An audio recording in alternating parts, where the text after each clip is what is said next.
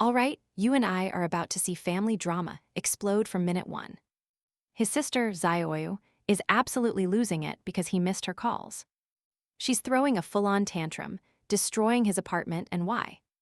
Her boyfriend, the singer Song Fi, needs more investment money. Our main character, Fun, has had enough. He slaps her, hard. She hits the floor, completely shocked, right there with the trash. In her entire life, her brother had never once laid a hand on her. He always gave her what she wanted, but this Fun, he's a stranger. With an ice-cold stare, he says he is done listening to her nonsense. He throws a credit card at her. It's their entire inheritance from their parents. She can have it all. For their parents' sake, this is the last time. Because from this moment on, he is no longer her brother. They're strangers. She just holds her cheek, completely terrified by this new person. Now I know what you're thinking. Was that too harsh? Just wait. See, in his past life, Fun sacrificed absolutely everything for his sister. And she stabbed him in the back, on a battlefield after he'd won everything. The final monster he had to face wasn't a beast, it was her.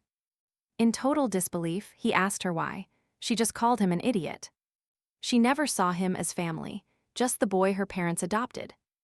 Then she looked back, confessing she did it all for her true love.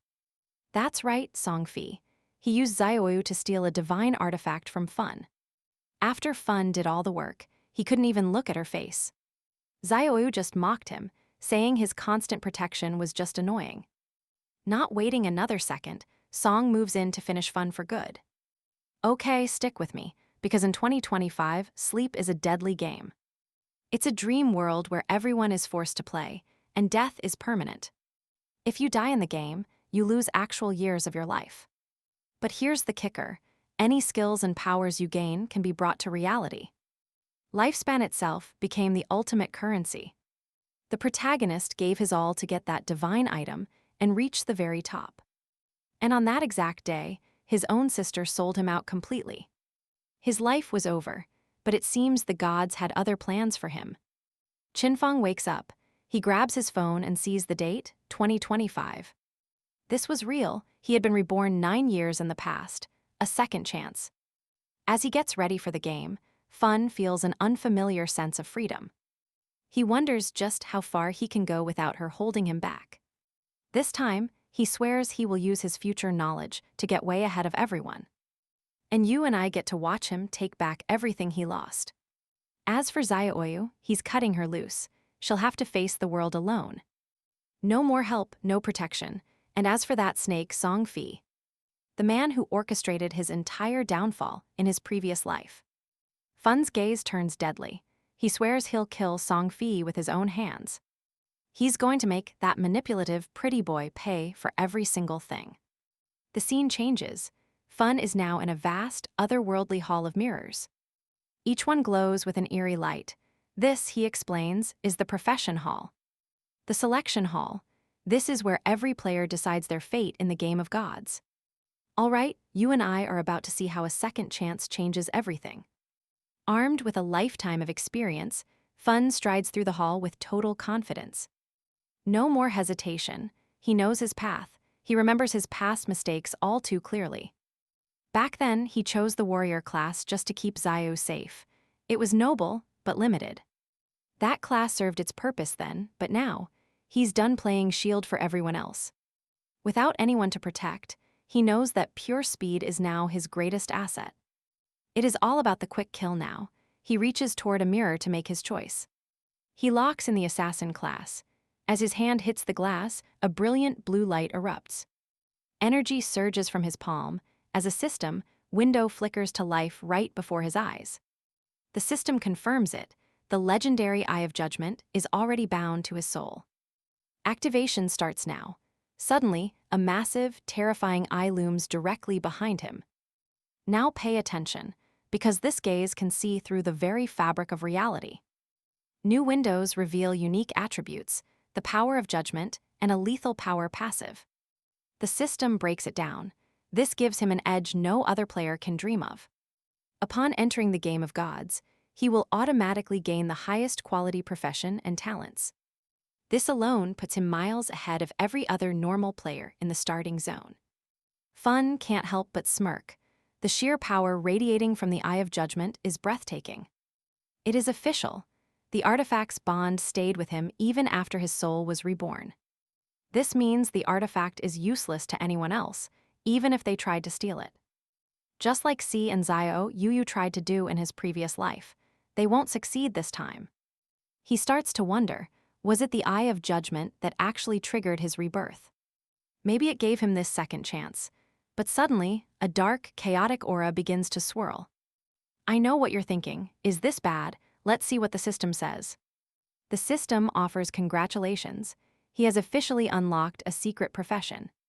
The class transfer kicks off. Pitch-black energy wraps around him, hiding him from the world.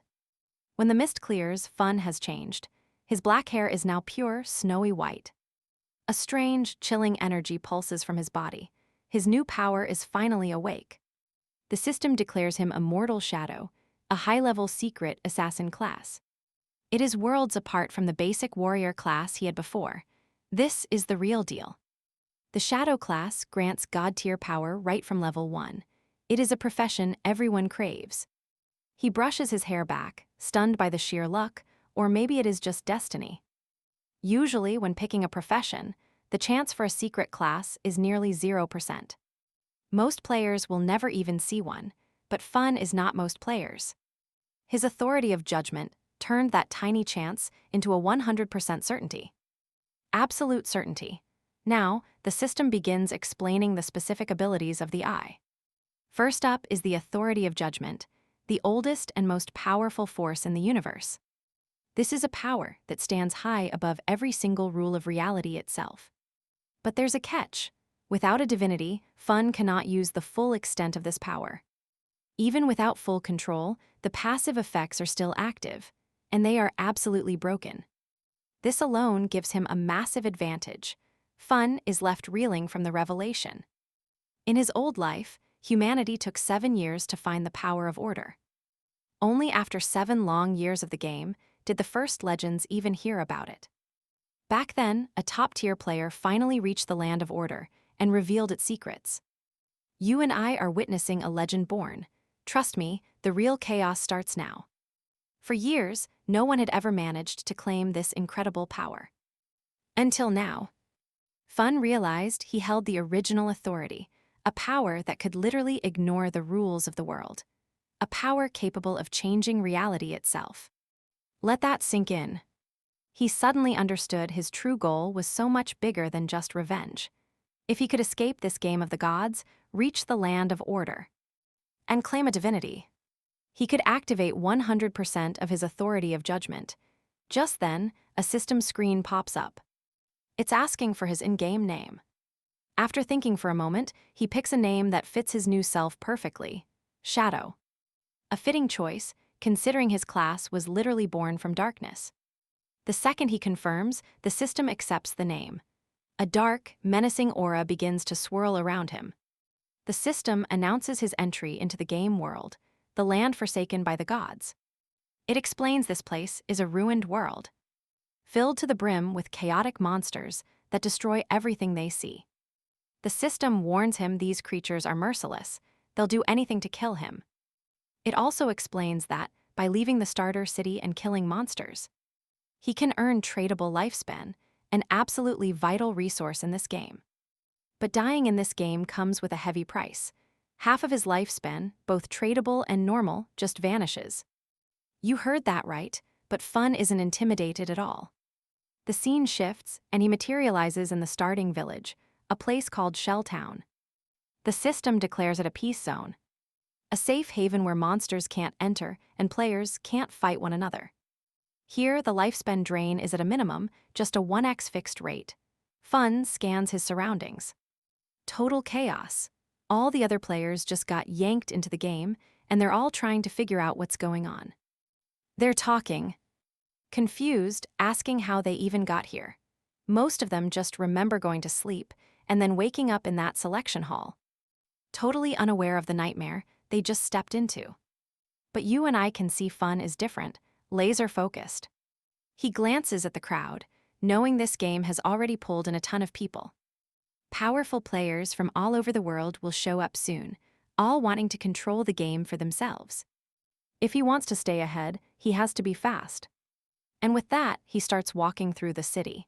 His appearance immediately draws eyes. His slick outfit and the dark aura pouring off him make him stand out. The other players are just in basic gear. The crowd starts whispering, trying to guess his class. Another player, who's also an assassin, spots the dagger at Fun's waist and is just stunned by the difference between them. That guy has no special aura, but Fun is radiating pure power and mystery. The contrast is night and day, and it just makes everyone more curious. As he nears the city exit, a group of players suddenly appears before him.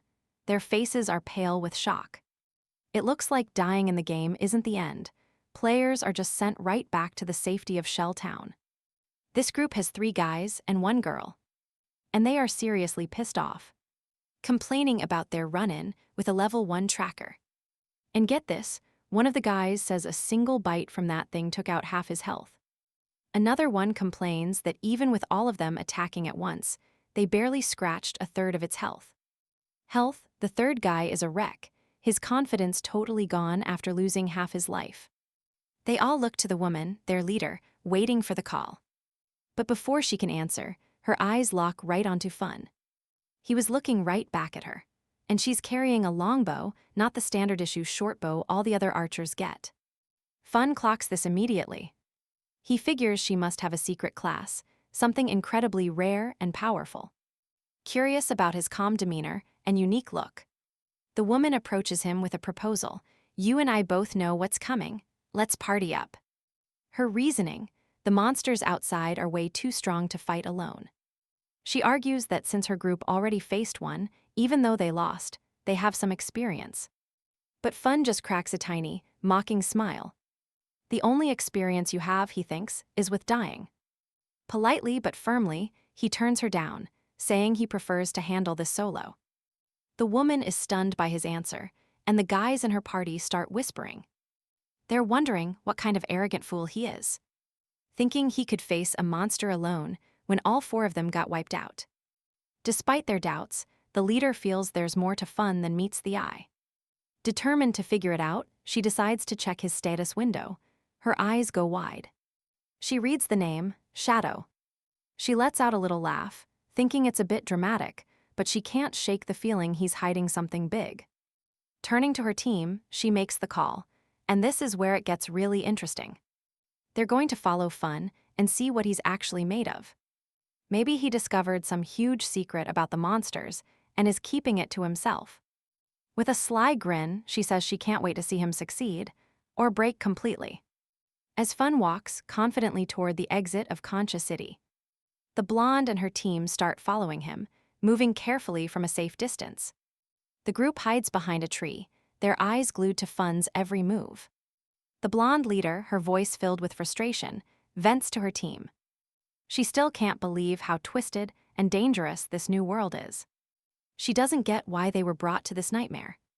But as an expert gamer, she quickly pulled a team together to survive. Even so, she never imagined the game would humiliate them so brutally. The very first monster they found outside the city walls just completely obliterated them. It was a brutal warning that they are nowhere near ready.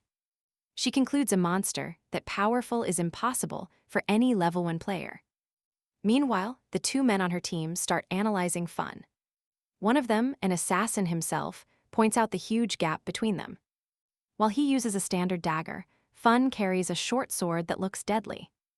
The assassin also notes that Fun's speed is on another level, and his clothes. They seem custom-made and radiate an aura of pure power. Hearing this, the blonde leader is more certain than ever. And yeah, we're all thinking it. She decides to keep following him quietly, hoping to learn any secret that might give her group an advantage. But just as she's about to signal for her team to move in closer, Fun suddenly stops and looks back over his shoulder. The blonde girl freezes, her heart pounding. Oh boy, we all know what that means. But before she can move, Fung activates a skill, Latent Image. A dark aura engulfs his body, and in the blink of an eye, he's gone. Just vanished into thin air. The group just stares, completely stunned, trying to figure out what just happened. The assassin in their party is the first to speak up, saying Fun must have used an invisibility skill, a pretty basic assassin technique. Still, he admits the version Fun just used was way more advanced than anything he's ever seen. The blonde girl, still in shock but her mind made up, declares that following him is no longer an option.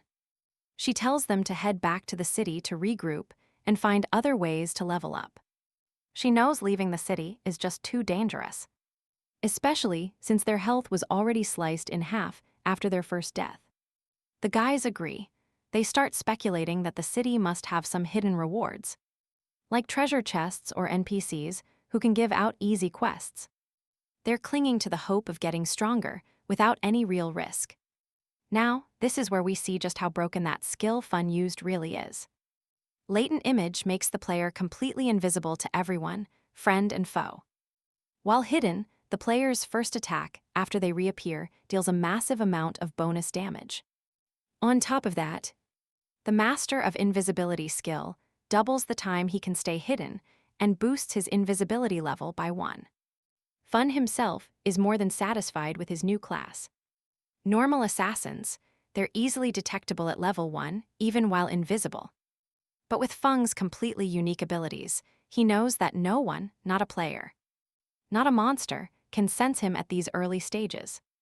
With that in mind, he puts more and more distance between himself and the blonde girl's crew. He thinks they're naive, fools even. He knows the city holds no easy path to power. It's just a temporary safe zone in a world where the weak are nothing more than monster food. He stays focused on his path until his invisibility finally runs out. He realizes that even though the skill's duration is short, its cooldown starts the very moment he uses it. This means he can go invisible again in just a few more seconds. A system screen appears before him, displaying his status. Codename Shadow Profession. Mortal Shadow, both at level 1. He's got a non-negotiable lifetime of 75 years and a negotiable lifetime of 0. Fun explains that every player starts with 10 points for each attribute, and the bonuses change depending on their chosen class. In his past life as a warrior, he only got 3 bonus points in Strength and Constitution. But this time around, the Mortal Shadow class gives bonuses to every stat, with Agility getting a massive 8-point increase. Another system window pops up, notifying him that he has 5 free attribute points to use. Fun pauses for a second to think it over. He knows most players would dump everything into Strength or Spirit at the start, desperate to boost their physical or magical damage. But you and I both know that's a rookie mistake. He believed that whole strategy was just completely wrong. In a world where a single hit from a monster could mean game over, raw power is useless if you're not fast enough to dodge. With that settled, he drops all 5 points into Agility, which now rises to a base of 10 with an extra 13 points from bonuses. With the change confirmed, Fong feels pretty good about his choice. He explains that Agility is the real key to survival in this early game. There's no point in investing in Strength or Spirit when just one hit from a monster can kill you. But if you're fast enough, you can just dodge everything and attack without taking a single scratch. As he's walking, his sharp senses pick up a weird sound in the distance. He stops and squints, trying to see what's waiting for him up ahead. Lurking in the shadows is a pretty bizarre creature. A level 1 crawler, the system just calls it normal. The monster's twisted body and the noises it makes are unsettling, to say the least. But Fong stays completely calm. He actually recognizes this thing. It's the same creature that wiped out that blonde girl's entire party earlier. You can even see the marks from their fight, injuries that prove they put up a decent struggle before they were all killed. The crawler spots Fong and immediately charges, growling, but our guy doesn't even flinch. He easily dodges the attack with insane speed and precision. Now, let me tell you about these crawlers. They're known for their unending hunger for a player's lifetime. When they kill someone, they absorb it to get stronger and evolve. The wounds on this thing prove the blonde girl's team fought with everything they had, but it only delayed the inevitable. With a swift motion, Fong draws his short sword. A dark aura starts seeping from his body. His eyes ignite with a sinister red glow as he activates his latent image ability. And just like that, in the blink of an eye, he's gone. The crawler is left totally confused. It growls and whips its head around, desperately searching for the prey that just vanished into thin air. Little does it know, Fong is already hovering right above it, ready to bring the pain. He drops his invisibility just as he descends, his sword slicing through the air with deadly precision. This technique is brutal. It capitalizes on the attack bonus from his latent image skill to deal absolutely massive damage. And the system immediately confirms it. A successful hit. A screen pops up showing an insane 174 points of damage. The level 1 crawler collapses, its body dissolving into pure energy. Fong gets 10 experience points, but even he looks a little surprised by the sheer destructive power he just unleashed. He knew it would be a strong attack, but this was on a whole other level, and now you and I are about to see why. The system explains his backstab ability was a massive help. When an enemy is hit from behind, completely outside their line of sight, the damage is doubled. This basically turns Fong into a killing machine. As he thinks about this newfound power, memories of his past life come rushing back. He remembers the brutal fights he had as a warrior, where a critical hit would only do about 40 points of damage. Back then, killing a single crawler was a huge struggle that always left him exhausted and covered in wounds. But in that life, his main goal was protecting Xiaoyu, so he sacrificed his own power to keep her safe. He gave almost all the rewards to her, which is why he stayed so weak. But now, things are different. This time, he's fighting for himself, and the results are already speaking for themselves. The system shows his reward. 3 days of tradable lifetime, and a mind-blowing 54 years and 155 days of non-tradable lifetime. Fong crushes the monster's energy core in his hand, feeling that surge of pure power. But trust me, the rewards don't stop there. Another system window appears, announcing that the authority of judgment has just been activated. He's being congratulated. Getting the infinite evolution talent, an insanely rare and powerful ability. This lets him get evolution points just by killing monsters on his own. And with those points, he can upgrade his skills. Plus, he gets 5 free points every 24 hours, and a full 100% of points from soloing bosses. Right now, he's got a fresh 5 points to spend. As Fun takes all this in, a crazy thought hits him. Could this talent actually improve his skills? In his past life, that was totally impossible. It didn't matter what a monster dropped, every item came at its base level. That was a hard rule, but infinite evolution just shattered that rule. It goes way beyond the game's normal limits, and its potential is wild. All right, let's see what this thing can really do. He picks 2 abilities to evolve. Backstab in his main class skill, Deadly Shadow. The second he confirms his choice, the system eats up 4 points and announces the upgrades were a success. First up is his class, Deadly Shadow, which shoots up to the bronze tier. And the bonuses? Absolutely insane. He can now stay invisible for 16 seconds. Even while he's attacking, the damage from the strike that breaks his stealth jumps from 60 to 80%. And the cooldown drops from 28 to 26 seconds. Next, his backstab skill gets a nice boost too. The passive damage from behind is now 15%, up from 10. With these new upgrades, Fun realizes his latent image skill now lasts a full 16 seconds. And since his invisibility mastery doubles that time, he can stay hidden for 32 seconds, almost non-stop. He thinks back, if he'd had this power before, he could have one-shotted that crawler, even at its full health. But his thoughts are cut short by some loudmouth nearby. And I think we all know this type. He's doubting some skinny kid could ever kill a monster alone. Fun turns and sees a beefy guy trying to show off for a girl. She's all starry-eyed, calling him Genji and saying a guy like him could probably kill 10 monsters. Genji just laughs, telling her with him around, she's perfectly safe. But watching them, Fun knows something is very wrong. A shadow creeps over the couple. And he spots a massive spider-like monster hiding in the tree right above their heads. Completely clueless, Genji turns to Fun and makes an offer. He tells Fun to join their party so he can protect him, but Fun is already moving. He recognizes that monster as a nurse. Without a second of hesitation, he pops his latent image skill and just vanishes. The girl sees it happen and points to where Fun just was. Genji just scoffs, convinced the weakling ran off, scared of his overwhelming strength. That arrogance lasts about 2 seconds. Before he can even blink, the giant spider drops on him, with a smaller one right behind it. By the time Genji even sees the danger, it's way too late. The creatures attack, crushing him and the girl in a single instant. The system flags the monsters, the nurse, a level 1 bronze boss, and its partner, a level 1 common baby spider. Still invisible, Fun calmly sizes up the enemy. The nurse is a tough opponent, with around 1,600 health points. Impossible for a new player, especially since it commands a whole swarm of little spiders. But you know what? To Fun, this isn't a threat. It's the perfect test run. Without wasting a moment, he moves in on the nurse and strikes, breaking his stealth.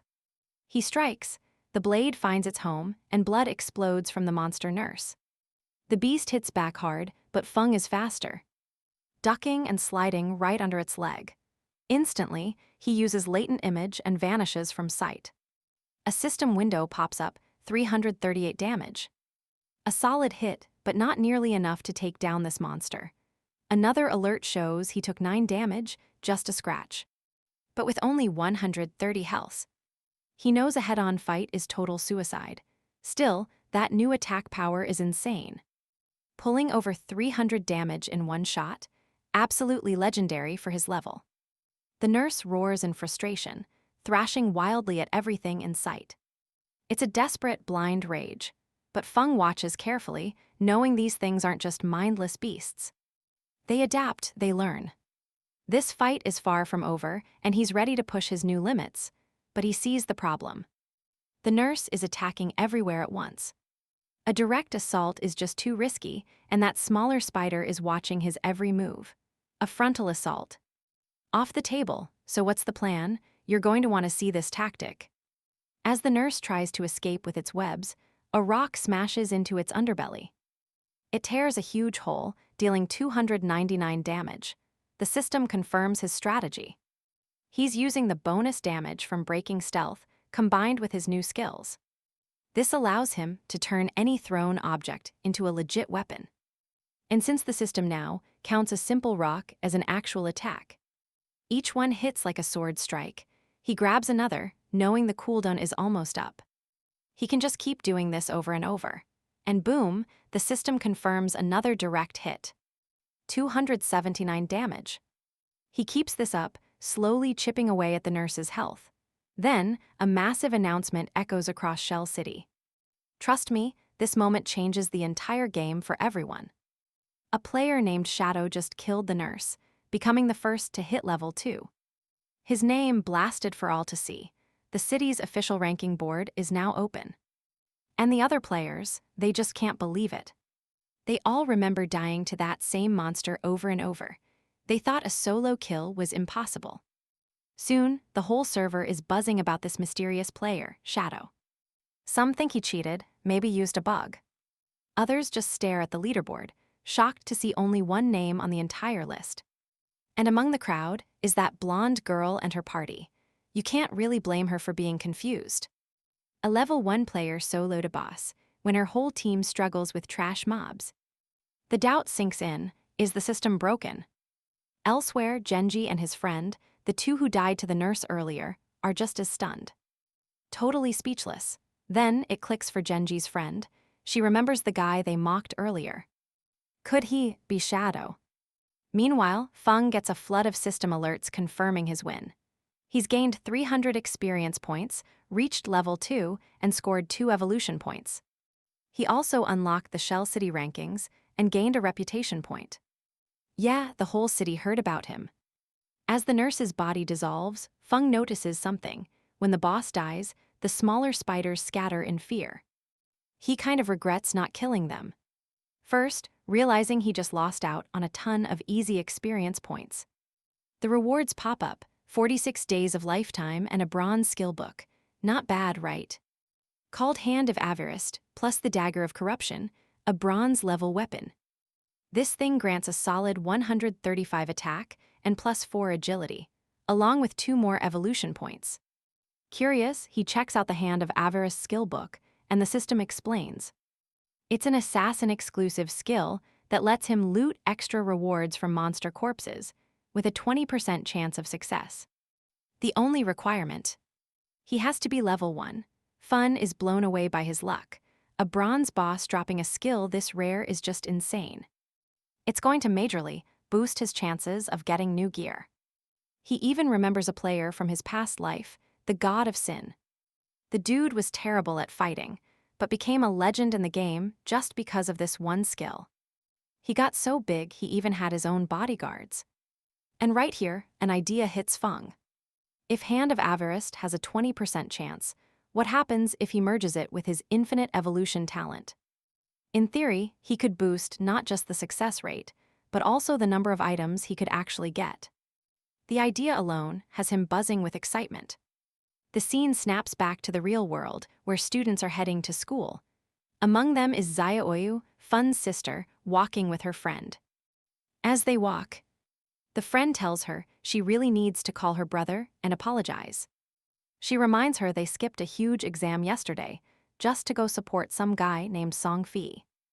And her brother has every right to be furious, but Xiaoyu isn't having it, insisting she did absolutely nothing wrong.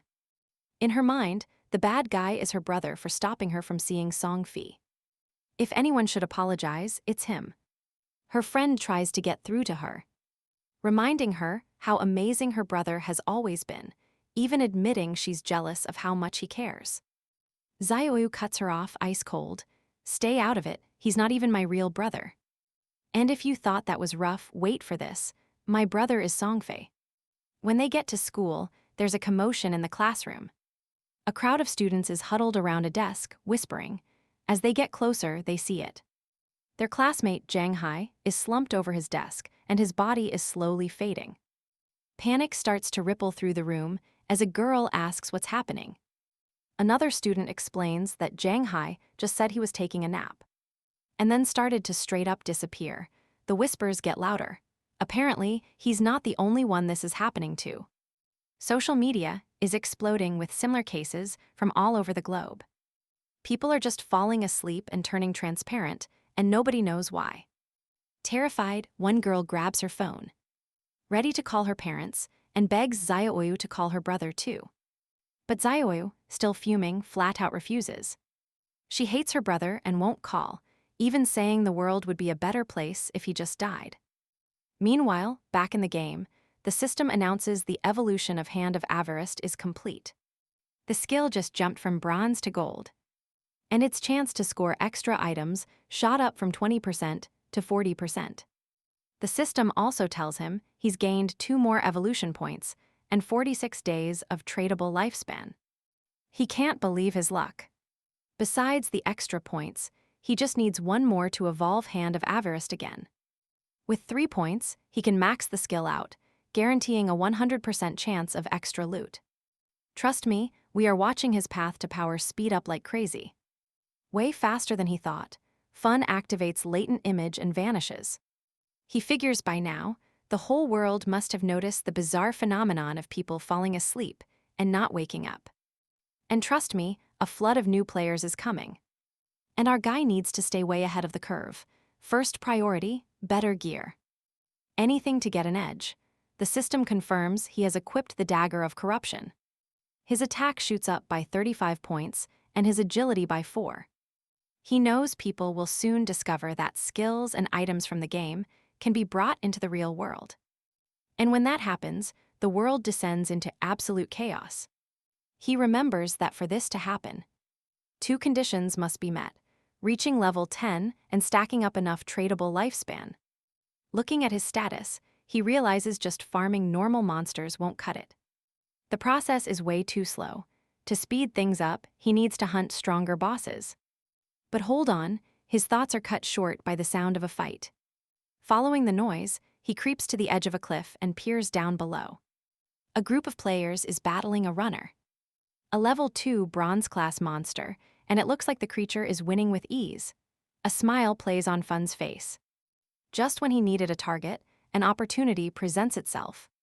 He pays closer attention and recognizes one of the men fighting, Wang Mang. He didn't expect to see him here, but it seems the rumors about him were true. They said that when he joined the game, he built a 6-player team, each with a secret profession. In the middle of the fight, Wang Mang activates Sacred Barrier, creating a golden shield to protect himself from the runner's relentless attacks. Fun watches in silence, noting Wang Mang's secret profession. Sacred Shield Warrior. It gives him double the stats of a normal warrior and an invincibility skill. Yeah, you and I both know that's totally broken. The scene shifts to a red-haired mage who steps forward and casts a fireball. The spell hits the runner, but it only deals 70 damage. Fun recognizes her class. Arcane Prophetess, a secret class that doubles magic damage. Next, he eyes the group's archer, who's a sharpied archer with a long bow, rocking double the normal attributes, and the ability to fire arrows continuously. The priest is an oracle priest, healing for twice the amount of a normal one. But even with endless attacks from the archer and mage, the runner is just too fast. It dodges everything with ease.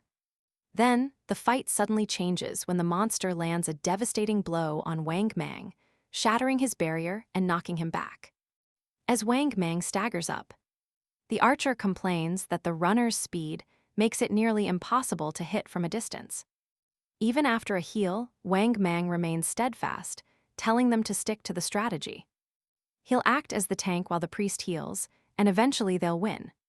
Looking down from above, Fun just smirks at Wang Mang's optimism. It's a good plan in theory, but this is a real battlefield. The longer the fight drags on, the greater the chance of attracting unwanted attention. And as if on cue, dark figures appear out of nowhere. You're not gonna wanna miss this. A new threat has arrived. They're Contaminators, common level 2 monsters. They're covered in a dark slime and attack from a distance. Wang Mang's expression turns grim. As the monsters advance, one of Wang Mang's team members. All right, let me show you a team that's in way over their heads. Their tank slams a massive sword into one of the Contaminators.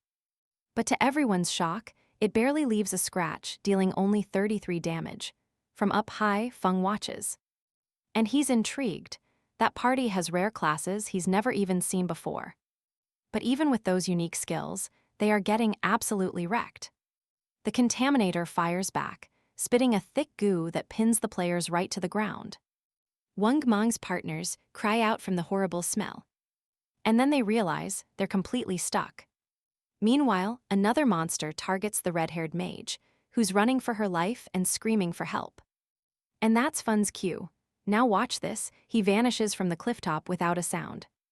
A second later, the monster that was chasing the mage suddenly has its head completely severed. Defeated in a single blow, Wang Meng's team stands there in shock. Total silence, they're just trying to process what happened. A Contaminator killed in one hit. As the monster dissolves, the mage awkwardly asks if someone out there is helping them. Now free, the swordsman is stunned. He knows that even a weak level 1 crawler takes their whole party 10 seconds of non-stop attacks just to take down. And this was a level 2 Contaminator, wiped out in an instant. Before they can even think. Another one falls to a single strike that deals a massive 441 damage. The swordsman panics, asking the mage Lizzie if she saw the attacker. She just shakes her head, totally confused. Wang Mang quickly snaps out of it. He orders everyone to stay focused. Because even with the help of their invisible ally, they still have a fight to win. Meanwhile, Fun has settled in a tree behind them. So while they're sweating bullets, you and I both know who's really running this show. Wang Meng realizes that with the grunts gone, only the boss remains. Right then, a system window pops up for Fun, confirming he killed 2 Contaminators, gaining 40 experience and 1 evolution point. He also got a new skill book, Poison Dart, and 8 more days of tradable lifespan. Looking at the screen, Fun focuses on the new skill. Poison Dart is a ranged attack that deals damage over time, perfect for an assassin. Without a second thought, he evolves it on the spot. The skill jumps from normal straight to silver tier, and the system shows him all the upgrades. Poison Dart can now be thrown from 14 meters away for 120 damage. It also applies a poison that deals an extra 50% damage per second for 5 seconds. The cooldown also just 5 seconds, absolutely broken. Fun smiles at his new power. Down below, Wang Meng's fight has become a total nightmare. The main beast is stronger and faster, completely dominating them. When Wang Meng raises his shield, the beast's claws tear right into his side. Before he can even recover, the monster strikes again, sinking its claws even deeper and throwing him to the ground like a toy. The shield falls with a loud clang as Wang Ming screams in pure pain. His partners watch in horror. The priest rushes in to heal him, but it's no use. With the monster's claws still lodged in his body, the healing magic fails. Blood pours from Wang Ming's mouth as he gathers all his strength to tell his team to run. But before they can move, a projectile flies in, and trust me, it's not over yet. It slams into the monster's face, dealing a massive 845 damage. The beast recoils as Wang Mang's team stares, their jaws on the floor. The boss's health is sliced in half. Now watch this, the poison is just getting started. Blood pours out, weakening the beast as it thrashes around in pure agony. It finally lets go of Wang Ming, who slumps to the ground, badly wounded. The monster shrieks, while its health drains by 324 points per second. And then it drops dead. A system window immediately pops up just for fun. Since his attack dealt over 90% of the damage, he gets to claim all the loot. The system confirms it. Corridor boss killed, earning him a huge XP boost. 600 experience points. And with that, another notification, he's hit level 13. This grants him 2 evolution points and another 55 days of tradable lifespan. Fun looks at the outcome of the battle, feeling completely in control of his destiny. He hadn't expected the poison dart's damage overtime to combo so perfectly with his skills. Then it clicks. Using his invisibility, he could just stay hidden forever. Just endlessly firing off those poison darts, he figures with this one strategy. He would be basically invincible in the early and mid-game. Meanwhile, Wang Meng is stunned. He's in total shock, watching the boss's body dissolve into loot before his eyes. The pain of being pierced felt so real, he starts to question if this is even a game. His thoughts are cut short when the items suddenly vanish right in front of him. Snatched up in a flash, it was Fun who took everything, and yeah, we all saw that coming. He moved so fast Wang Meng didn't even see him. Struggling to his feet, Wang Meng bows his head in gratitude, thanking the mysterious stranger who saved all of them. He has no idea who it was. Fun's voice simply echoes from the shadows. With his identity still hidden, he warns Wang Meng not to trust people so easily. Especially not in a place as dangerous as this. Wang Meng gets the message loud and clear. He thanks him for the warning and then introduces himself, saying, "My name is Wang Meng. If you ever need my help, just ask." Nearby, his surviving teammates embrace. They're just relieved to have survived that absolutely horrifying situation. Back to Fun, he stands in silence, holding the monster drops in his hand. Already plotting his next move, he knows Wang Meng isn't just some random strong guy. This dude has official government backing, which means he has serious connections. And money, this gives Fun an idea. He needs a safe way to sell off his extra loot. He activates his Hand of Avarice skill on the new items he just acquired. And boom, another system notification pops up, congratulating him on his bonus loot. 3 more evolution points and another 55 days of tradable life. On top of that, he gets a bronze tier item, the Runner's Greaves. The system explains the stats. The Greaves provide +9 physical defense and +5 to all resistances. And they reduce his ability cooldowns by 15%, looking through his inventory. He sees he's got a ton of great items for all sorts of classes. He decides right then. As soon as his bag is full, he's heading to Shell City to trade his junk for more life. With a cold gaze, he realizes his progress this time is so much faster. Way faster than in his past life. A sinister smile creeps across his face as he murmurs that a certain Song Fi is about to get a nasty surprise.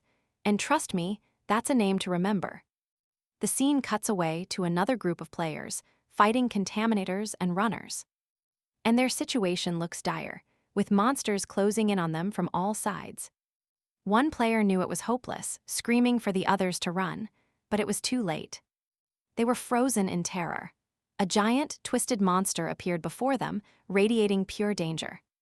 The creature didn't hesitate, attacking by firing off parts of its own body like arrows, piercing straight through the players for an instant kill.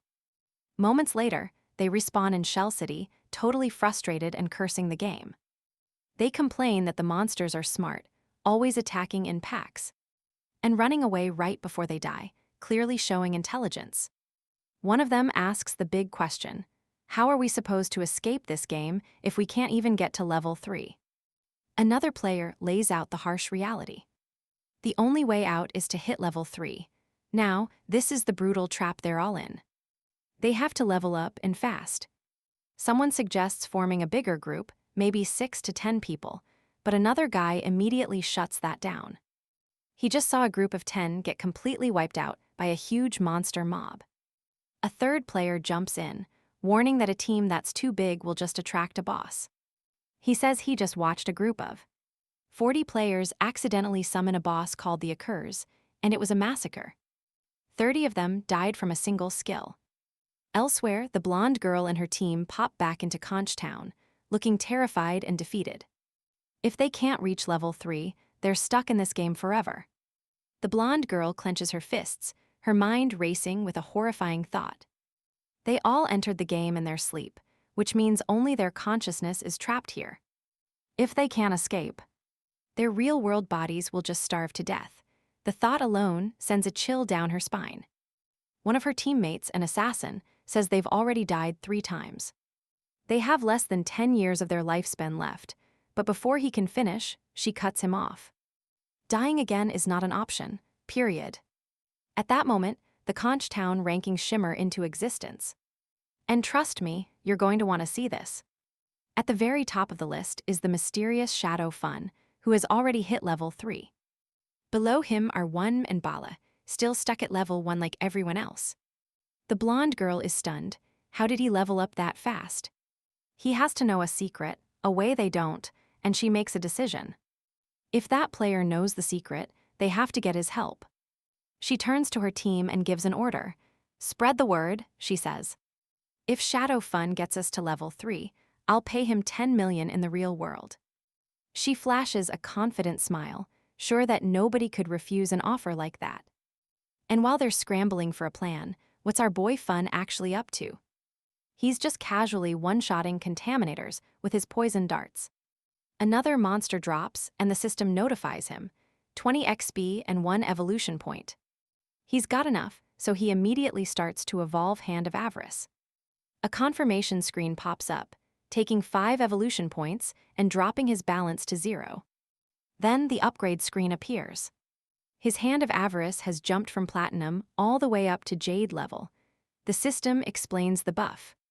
The chance for extra items shot up from 110% to 160%. Plus, there's now a 20% chance for those items to increase in rarity. Looking at the upgrade, Fun, he realized this upgrade's potential was off the charts. A skill to increase item rarity. Stick with me, this changes the whole game. Just then, a bright light in the distance grabbed his attention. A twisted, massive figure appeared, the very same one that had wiped out that entire group of players. Fun knew it instantly. The system ID'd it as a bronze-level boss. The creature was hunched over, absorbing strange blue energies, the leftover life force of dead players. Analyzing the scene, Fun understood. The monster was evolving, using their energy to become a silver-level boss. Counting the lights, he figured it had already killed around 40 players. A quick glance at his inventory, though, revealed a major problem. His bags were completely full. Even if he took the monster down, he had no way to claim the loot. This called for a new plan. After a moment, he simply marked the location on his map. The boss's evolution would take some time, which gave him the perfect window to warp back to the city and sell off his junk. Then he could return for the real fight. With his plan set, he activated latent image and vanished. The scene shifts back to Conch City, where things are getting tense. The players were all stunned by a seriously bold announcement. The blonde girl was offering 10 million to the number 1 ranked player, just for some help leveling up. In the middle of the crowd, a girl started sobbing, saying that normal people like her had no chance of ever leaving this game. Her cries were cut short when someone dragged her away, showing just how high the tension was. But amid the whispers and the fear, the entire atmosphere suddenly changed. Now here's where it gets good. A crushing aura filled the area, and all eyes turned to the newcomer. It was Fun. His presence alone radiated power, silencing the entire crowd. Without saying a word, he opened his system window to the selling function. Instantly, a massive notification flashed above his head, announcing he had opened a shop selling gear and skills. But here's the catch. The shop would only be open for 10 minutes, kicking off a mad scramble. Seated calmly, Fun put a collection of gleaming, powerful items on full display. All loot from his battles. An absolute uproar exploded from the players, their voices a mix of total shock and disbelief. Some wondered how he even got there, while others couldn't believe he was selling 2 whole sets of bronze-level equipment, plus a ton of other items. Then it clicked, they saw his name. Shadow, the number 1 player. I know, right? But even being famous, no one saw his face, thanks to an appearance concealment function. One player pointed out that since avatars match real life, Fun must be hiding his identity. On purpose, through the growing murmurs, a woman finally stepped forward. From her robes and her aura, it was obvious she was a mage. Without any hesitation, she asked the price for the Cone of Ice spell. Fun answered directly. 100 days of tradable lifespan. Inwardly, he recognized her as Grey Rosie, ranked 11th in the city. He also noticed her face was concealed. Grey Rosie thought for a second and tried to haggle, saying 100 days was too steep and asked if he'd lower the price. But Fun didn't even flinch. He explained that Cone of Ice is a critical skill for mages in the early game, because it lets them kill monsters way faster. For that kind of value, you and I both know 100 days is a bargain. She asks if he takes real money, but Fun just shuts her down. Nope. He tells her if she's got cash, go buy lifespan from other players first. Then come back when she can actually afford it. Grey Rosie pauses to think. She turns to her 2 teammates for their call, and they don't even hesitate. They're all in, saying they only hit level 2 this fast because of her. One adds that with Cone of Ice, their whole group could reach level 3. Way faster, meaning they could all finally return to reality. That settles it. Without a word, Grey Rosie tells them to transfer all their lifespan to her. She promises to pay them back in real money the second they're out of this game. Then she turns back to Fun and sends the 100 days, locking in her purchase. The spell is hers. Fun, meanwhile, is already running the numbers in his head. He figures for a level 2 group to have this much, they must have killed 30 or 40 crawlers, which means their combined total was well over 100 days. The system pings. Sale confirmed. Fun gains 100 days of life, bringing his total to 368. But right on cue, you and I know trouble is about to walk in. It's that blonde girl from before, and she approaches him with a smug look. Pure arrogance. With an air of superiority, she says she's finally found him. Then she offers him a deal, if he helps her reach level 3. She'll pay him 10 million cash when they return to the real world. The other players are floored, whispering that a 10 million payday sounds unreal. But she keeps boasting, saying her father is the president of Young Industries. For her, money is absolutely no object.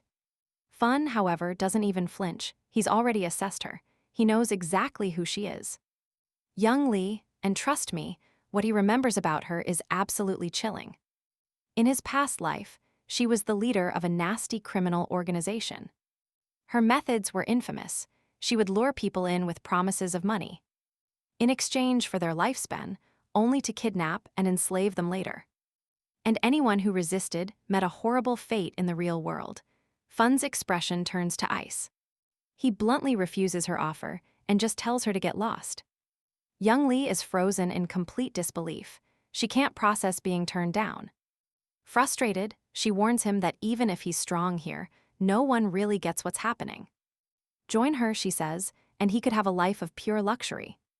But Fun is completely unfazed. He just says, if she's not here to buy anything, then she needs to leave. He knows the truth. Soon, all that real-world money will be totally worthless. The only currency that will matter is lifespan. Young Lee's face twists with rage.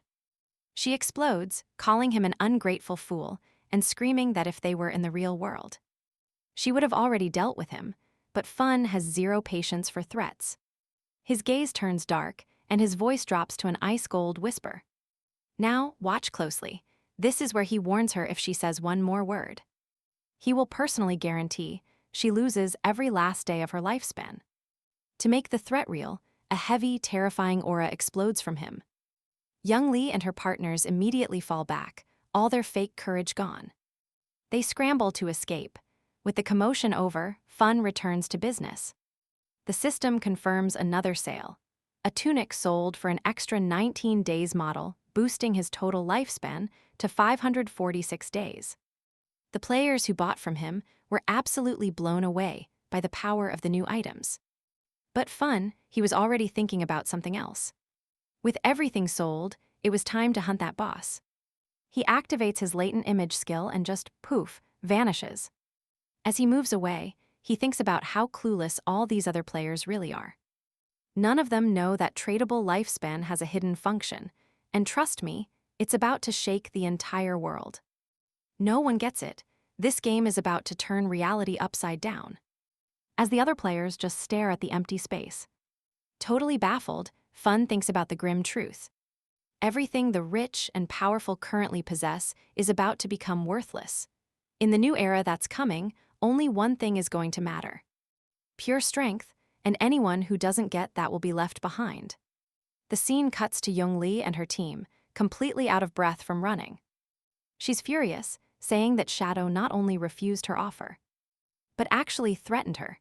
She swears the second she's back in the real world, she will hunt him down and kill him. Just then, a man approaches and introduces himself as Miley Xian, or Lao Mao. He says he's level 2 and knows a couple tricks for leveling up. He then asks if he can take the 5 million deal that Shadow refused, the one to help her team hit level 3. Since he isn't as strong, he'll even accept half the pay. Now, you and I need to pay attention to this guy's tricks. Lao explains that the secret to leveling up fast is to dump all 5 attribute points straight into agility. That way, their running speed is slightly faster than the monsters, letting them kite the enemies without taking too much of a beating. Young Lee's eyes go wide. She realizes how foolish she'd been for putting all of her points into strength. She accepts Lao's deal on the spot. He agrees, adding that Shadow must be out of his mind to turn down that much cash. The scene snaps back to Fun, who arrives at the location he marked on the map. Still invisible, he sees the Cursed One has already evolved to the silver level. From the gray mist swirling around it, it's still in the middle of the process. Fun calculates the complete evolution to gold will take another 7 or 8 hours. He's not waiting around for that. He strikes with a poison dart. The first blow lands for 659 damage thanks to the surprise attack. The poison starts draining 219 health a second. Fun advances, thinking that a silver boss has 2 or 3 times more health than a bronze one. Suddenly, the monster gathers a massive ball of energy in its hands. Fun knows he needs to land a couple more darts. But the monster attacks first, destroying everything. Okay, get ready, because this is why the Cursed One is a magic boss with area of effect attacks that deal tons of damage. He recalls that the second he threw that dart, he instantly retreated and barely managed to escape. Still invisible, he knew that if he had taken that hit head-on with his current stats, he'd be dead. The battle continues. The monster charges up another attack, but Fun remains calm, stays on the move, and keeps an eye on his skill cooldowns. The plan is simple. Wait for an opening, strike hard, and vanish before the counterattack. Moments later, the monster stumbles, That's the perfect chance. He dashes in and attacks with another poison dart, dealing another 659 damage and resetting the poison. The boss sees it's in trouble and tries to bolt, but Fun isn't having it. He pursues it with ice in his eyes, and trust me, this escape attempt is just sad. Pathetic, in a flash, Fun disappears and reappears right above the creature's head, smashing it into the ground. Victory confirmed. He's just defeated the Cursed One, a silver-level boss. Notifications explode. 1,800 XP, launching him from level 3 straight to 5. 4 evolution points and 124 days of tradable lifetime. Fun cracks a smile. Killing a single boss just shot him up 2 levels and even netted him bonus evolution points. As the monster's body dissolves into loot, he activates his evolved Hand of Greed. The system confirms it's a success, and the rewards get even better. Another 4 evolution points and another 124 days of lifetime, doubling his original haul. He smiles, not bad, let's be real, this is insane. 12 evolution points total and 372 days of life. But it's not over. The bonus effect of his Hand of Greed kicks in, upgrading a silver item to gold tier. No wonder this skill is Jade level, he thinks. He looks at the items on the ground. There are about 7 or 8 pieces of gear. But his inventory only has 10 empty slots. He sighs. Having to run back to the city every time he kills a boss is a huge waste of time. The dream would have been for the creature to drop a storage ring or something. Just as Fun is about to check his new loot, the scene cuts back to the city. There, Lizzie, the mage from Wang M's team, teleports in with a flash of light, looking relieved.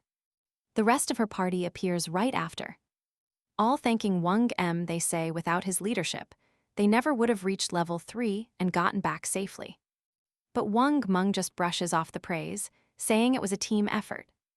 Lizzie, however, is bummed she couldn't add that mysterious guy as a friend during the fight. She figures it must have been because she was covered in mud at the time. A teammate jokes with her, saying that now she's all cleaned up. She looks great, and that mystery player definitely wouldn't turn her down again. As they're talking, a system-wide announcement echoes through the city. The rankings have been updated.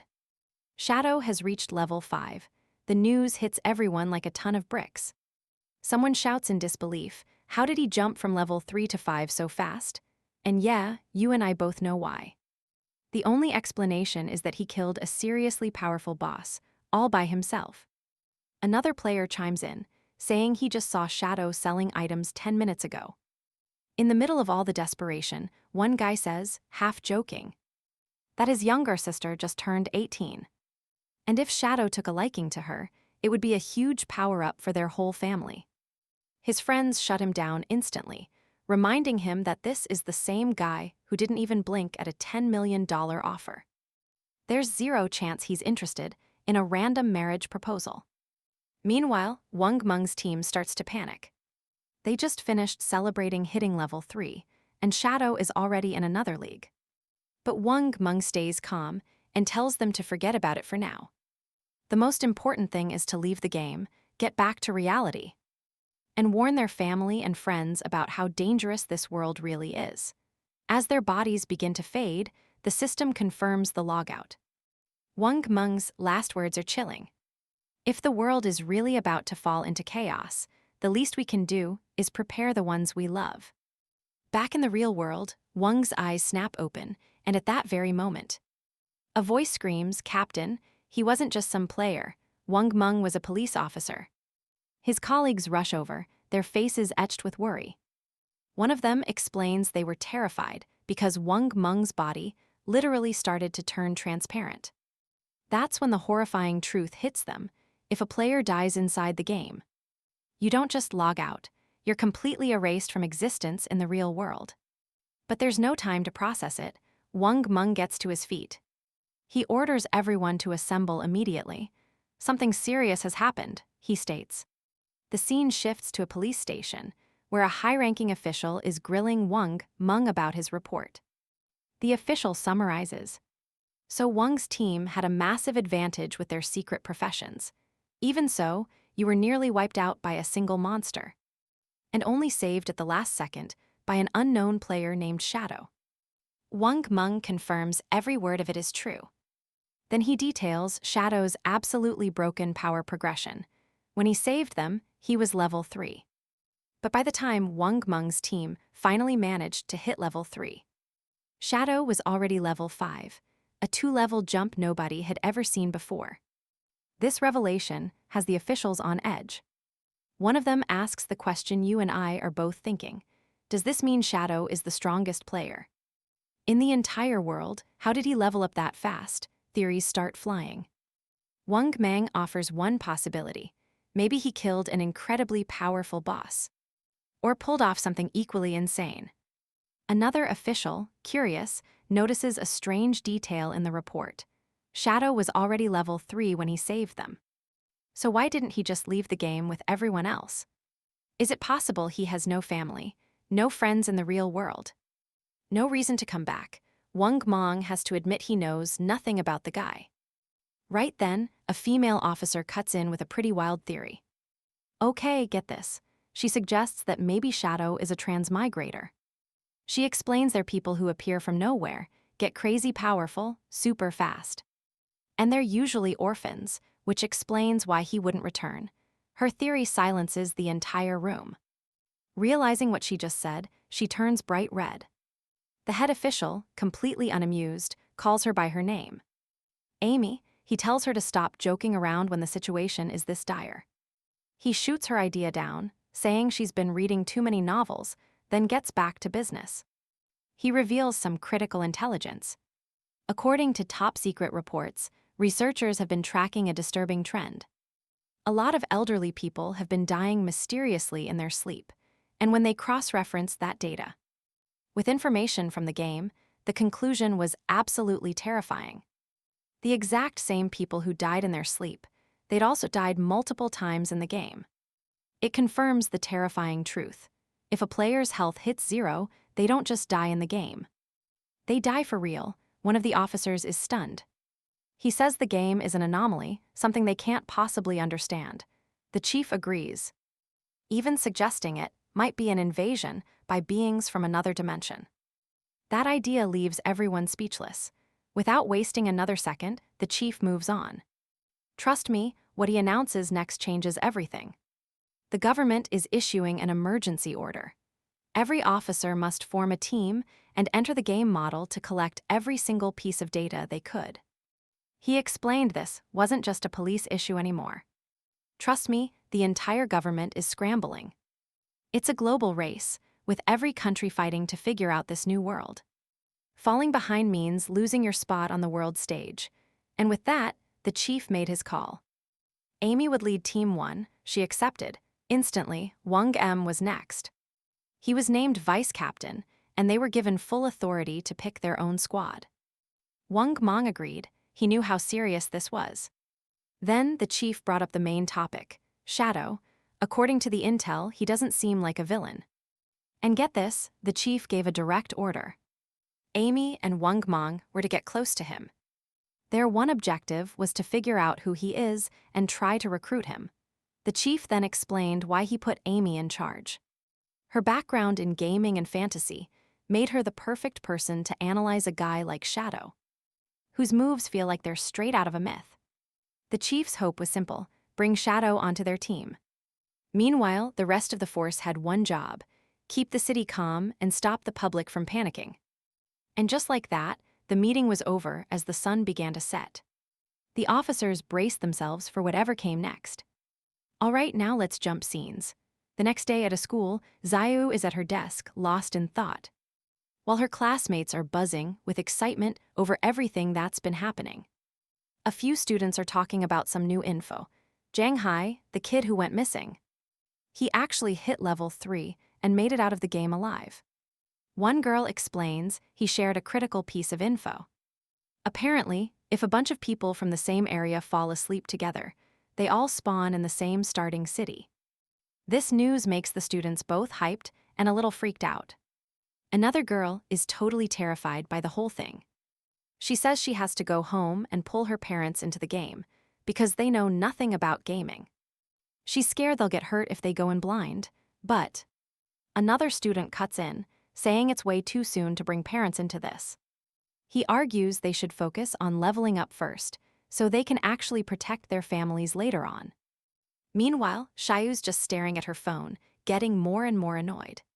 She can't believe her brother hasn't said a single word to her, not with this insane game taking over the world. She expected at least a text, but got nothing. He didn't even ask if she was okay, and he hadn't even apologized for hitting her. And that just wasn't like him at all. Usually, after a fight, he'd be the first one to make up. But today, just silence. Even her own parents had never once laid a hand on her, but her brother did. Pouting, she tries to convince herself, thinking she only skipped one class to see Song Fei's concert. Was it really that big of a deal? She crosses her arms, deciding that she'll only forgive him if he calls and begs for forgiveness 1,000 times. But her anger quickly melts away when she thinks about Song Fei. Good thing I went yesterday, she thinks. Once this game takes over, I might not get another chance to see him live. A dreamy look just washes over her face as she remembers last night. The image of Song Fei up on that stage flashes in her mind, and she sighs, thinking he was perfect. But then, wait for it, something clicks. And you know what that means. If everyone's in the game, so are the idols. She blushes just thinking about meeting him in there. Could this be destiny? The universe finally bringing them together. Her heart hammers at the thought. But as she gets ready for bed, she remembers something. Song Fei hit level 13 fast. Way too fast. That meant he was already a pro at this game. To succeed, she knew she was gonna need some killer advice. So she shoots a message to Song Fei, asking if he's got any tips for a newbie like her. The scene snaps back to Song Fei, surrounded by his classmates. He sees the message, and a sly grin spreads across his face. Well. He thinks a goddess like Xiaoyu is actually coming to him for help. And here's where it gets interesting, folks. This was it, a sign from the heavens, his one big chance. Wasting no time, Song Fei messages back, full of confidence, telling her she came to the right guy. Then he drops the secret. At the start, put every single attribute point into agility. Otherwise, you can't outrun the monsters, and you'll die. She questions it, asking if that's really true for a mage class. He confirms. Yep, absolutely. He claims agility also boosts a mage's spellcasting speed, which is critical in the early game. Still feeling a little unsure. Xiaoyu pushes back, asking what happens if she still can't win, even with the extra speed. Song Fei just reassures her, saying that as soon as someone in their city hits level 5, the teleportation portal will open up, connecting all the starter cities. And when it does, he promises to form a party, find her, and help her level up personally. Hearing this, Xiaoyu lights up. Lying in bed, she smiles. She thinks to herself that idiots like Song Fei are so easy to manipulate. Let's just pause here, we all saw that coming, right? Just like that, she'd already found someone to carry her through the game. Perfect, she'll get into the game before her brother, level up quick, and get way stronger. Then, when he finally logs in, she'll make sure he gets nothing. No help, no carry, he's completely on his own. Satisfied with her nasty little plan, she drifts off to sleep. Meanwhile, back in the game, Fun is checking out the boss loot. And among all the items, a single shining ring catches his eye. When he grabs it, the system announces he's obtained the Cursed Ring, a gold-tier item. The system then lays out the ring's insane stats. It's usable by all classes. It gives a +8 bonus to every single attribute. And it increases dark damage resistance by 26. It even boosts weak point damage by 1.5 times. The only catch, you have to be level 4 to wear it. Looking it over, Fun calculates that 32 extra attribute points is basically like gaining 3 free levels. This ring, he realizes, is an absolutely broken item. But before he can even process that, another notification pops up. He just got a new skill. Instant Shadow Strike, a silver tier technique.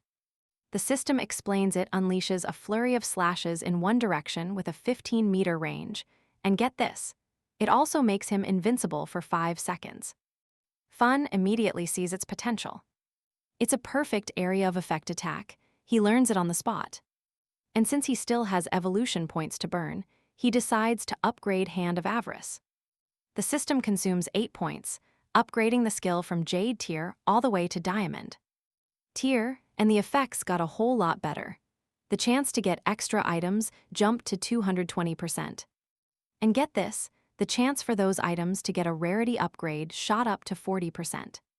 Fun does some quick math and realizes he'll now get at least 2 extra items from every monster, basically tripling his loot per kill. Not wanting to waste any points, he pumps his instant Shadow Strike skill by 3 levels, immediately boosting it from Silver to Platinum tier. And the improvements? Absolutely massive. His range now extends to 21 meters. His invincibility period is up to 7 seconds, and his slashes increase from 3 to 5. But the biggest change was the damage of each strike, which literally doubled to 200. Sifting through the rest of the loot, he sees it's mostly junk. But then one item catches his eye, a Silver tier warrior skill book. He looks it over, realizing he could sell this for a serious amount of lifespan. But just as he's thinking that, a strange noise grabs his attention. He whips around to see 3 massive creatures charging straight for him. He recognizes them on sight, limb crawlers, grotesque level 4 monsters. But instead of feeling threatened, Fun sees this as the perfect chance to test out his new toys. Wasting 0 time, he activates his instant Dark Slash. In the blink of an eye, he unleashes a flurry of high-speed attacks and just effortlessly demolishes the creatures. The crawlers are ripped to shreds before they can even flinch. When the dust settles, a system notification pops up, confirming his victory. That's 80 experience points and another 5 days of tradable lifespan in the bag. After the fight, a dark, powerful aura practically radiates off Fun's body. He calmly considers his new strength, knowing he can now kill his enemies way faster than before. He checks his stats, he's now at 618 days of lifespan. But to bring his skills and gear into the real world, he needs to hit at least 900 days. And with that goal in mind, he hatches a plan. First, sell off every valuable item he's got. If it all goes smoothly, he'll hit his target lifespan sooner than he thinks. And once he reaches level 10, he can finally bring things from the game into reality. Trust me, that's the real end goal here. The scene then cuts to Fun, walking back to the city completely invisible.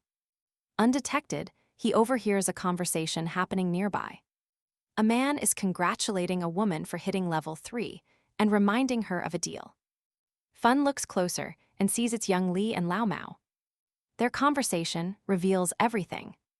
Lao Mao helped her get to level 3 so she could quit the game in exchange for 5 million. Now that she's done it, he wants his money. Young Li just tells him to chill, asking if he doubts her father's company, Young Industries, has the cash. She explains she'll leave the game first and then transfer the money in the real world. Before she logs off, she gives Lao Mao her phone number and tells him to call her when he gets out. Then she makes him another offer. She wants to buy all his tradable lifespan, offering 10,000 for every single day. Lao Mao instantly agrees, smiling ear to ear. With a smug look, he starts talking trash about how stupid Fun was to turn down her offer. He has no idea Fun is literally standing beside him, hearing everything. Lao Mao is just standing there, thinking the whole idea of lifespan being important is total nonsense. To him, cashing out game assets for real-world money is the only smart move, and he's convinced he's a genius for figuring it out. Oh, if only he knew model all right, stick with me, because our boy Fun is about to set up a chess move for later. With a single touch, the portal flares to life with a blue glow as a system window appears. It congratulates him for activating the teleportation in Conch City. The reward, 1 reputation point. The system explains he can use the portal for free. Well, free once a day. Any more trips will cost him precious lifespan. But for now, the portal is completely useless. No other has been activated yet. Fun starts putting the pieces together. He knows the system needs at least 2 active points. Some other player in some other city has to hit level 5. And he remembers from his past life that Songfei was based in Firefly City. To keep an eye on his rival, he sets up a custom alert. The very instant someone activates the portal there, he'll get a notification. He isn't just waiting around, he's preparing. Once that portal glows, he'll be ready. Walking through the city, Fun's mind is already on his next major goal. For most players, just teleporting between cities would be a massive achievement. But he knows that's just a small step. The real challenge is coming. He needs to reach level 10, enter the godforsaken realm, and finally, activate his true authority. Only then does the real game truly begin for him. A moment later, he opens a pop-up shop, and a system notice blasts out to everyone. He's selling items and skills. Now, here's the catch, it's for 10 seconds only. The reaction is instant. Players go absolutely nuts and stampede toward him. They're all calling him an expert, saying they saved up their lifespan just for this. One guy proudly shouts, he saved up 150 days. Another player recalls the last time Fun sold the cone of ice spell. That's the same spell that helped Grey Rosie snag second place on the leaderboards. Someone spots a silver tier skill book, Battle Roar for Warriors, and buys it instantly. The system confirms the sale, 300 days of tradable lifetime. The other players are stunned by the insane price, but someone calls them idiots. He explains that with that skill, a warrior could earn back those days in less than 48 hours. Realizing what they're missing, the crowd surges forward in a desperate frenzy. In seconds, it's all gone, and let's be real, that was pure chaos. Fun glances at his system window and sees he raked in 650 days. His total hits 2,174 days, but he's barely satisfied. A few players complain loudly, upset they missed out on everything. They ask if he'll open shop again, and Fun casually confirms that he will. Suddenly, a female player's voice cuts through the noise. She has a treasure. She wants to make a deal. When Fun turns, he immediately recognizes her. She's one of Wang Mong's teammates. The system identifies her item, a spatial ring. It has 12 inventory slots and, best of all, takes up no equipment space. Fun is shocked. He knows just how valuable that is, a super rare storage item. The drop rate for a ring like that is ridiculously low. This girl is insanely lucky. He asks her for the price, already having a good idea of its immense worth. In his past life, a similar ring sold for 3,600 days of lifetime. But instead of naming a price, the girl just smiles and hits him with a wild offer. She doesn't want lifespan, she wants him to add her as a friend and team up. He agrees on the spot. And trust me, you and I just saw a deal that will change everything. And just like that, player Black Plun accepts his friend request. As they leave the city, Fun turns to her and asks about the boss. She says it's a gold-level boss, but she couldn't see its name because she was way too far away. She tells him it's on an old boat, just floating in the middle of the swamp.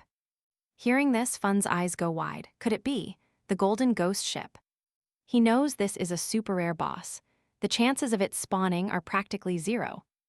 And in his past life, entire guilds would wage war over the god-tier items it dropped. Based on what Black Plun described, he figures this version of the boss must be around level 5, way easier to kill. Still, he wonders how she found such a rare boss so close to the city. His mind starts putting the pieces together, the spatial ring. Her connection to Wang Mong's team, a gold-level boss just appearing from nowhere. Then it hits him. Could she actually be the legendary Lucky Carp from his past life? Now here's where it gets really crazy. He remembers the rumors about a mysterious member on Wang Mong's team with completely broken luck. Someone who found rare bosses just by walking around. Back then, Fun thought it was just a myth.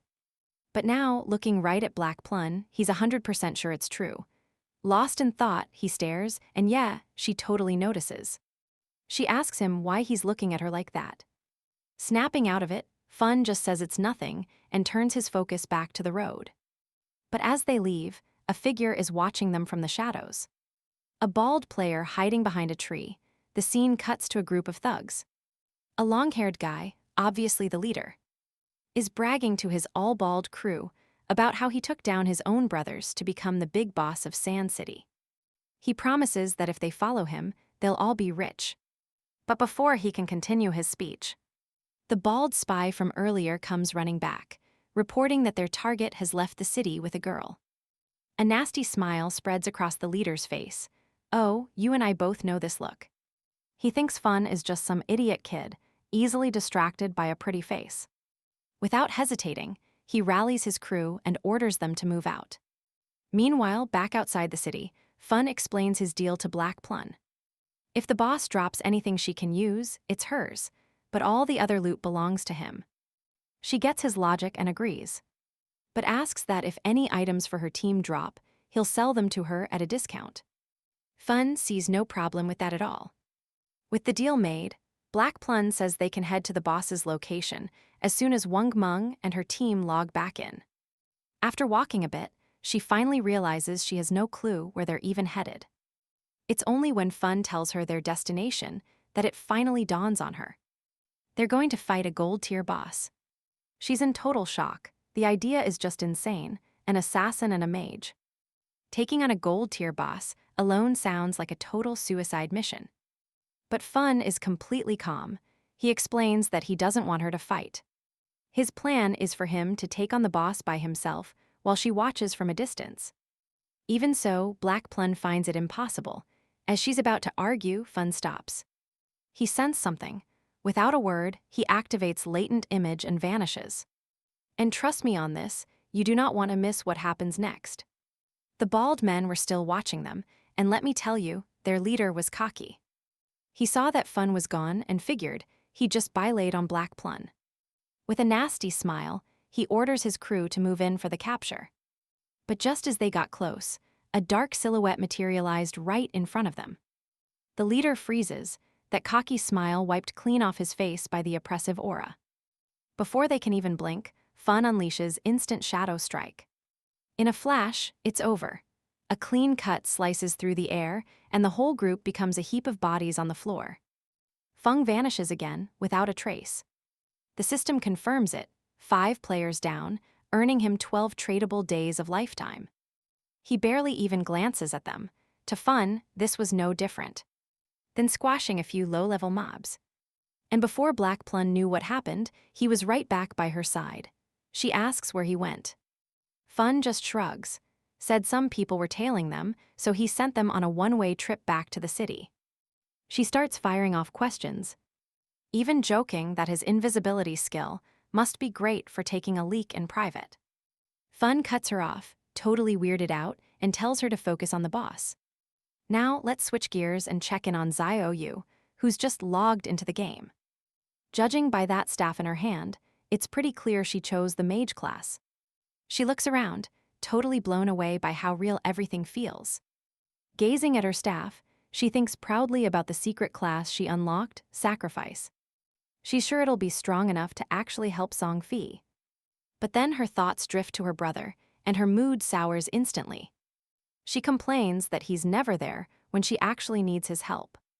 But she quickly shakes it off. With a secret class and Song Fi's help, she doesn't need to rely on her brother anymore. He can take care of himself. Then Xiaoyu's eyes land on the city rankings. Fun is already level 6. She wonders why Song Fi is always bragging when he's only a level 3. The real pro here is clearly Shadow, and you and I can see the gears turning in her head. If she can get close to Shadow, she'd level up way faster than with Song Fi. Only problem is, where in the world could she possibly find him? Nearby, Wang Meng and his team are in a bind. He's complaining that one of their teammates just vanished, and he can't get a hold of him at all. Losing his patience, he demands a plan from his party. One of them points out that without a healer, this fight is gonna be tough. Another mutters that unlike that monster Shadow, they can't exactly hunt solo. Hearing all this, Xiaoyu spots her chance. She confidently walks right up to them. Wang Meng immediately notices her. With a smile, she offers to join their party, mentioning she has a secret healer class called Sacrifice. The scene shifts back to Feng, who's arrived at a cliff with Black Plun. He looks down into the thick fog and confirms his theory. It's the Golden Ghost ship. Without missing a beat, he activates latent image and turns completely invisible. He tells Black Plun to hide and watch for other players while he goes to settle the score with the boss. She nods and starts carefully making her way down. A system notice pops up. Because of the boss, this entire area has become a violent domain where your lifespan drains 100 times faster. Wild. Faster? Fun does a quick calculation. Staying here for 15 minutes means losing an entire day of life. But he isn't worried about that at all. The system identifies the boss as a level 5 monster and shows that it's going to disappear in 45 minutes. Fun prepares to attack. 45 minutes, more than enough time. He uses instant shadow strike, and the result is absolutely devastating.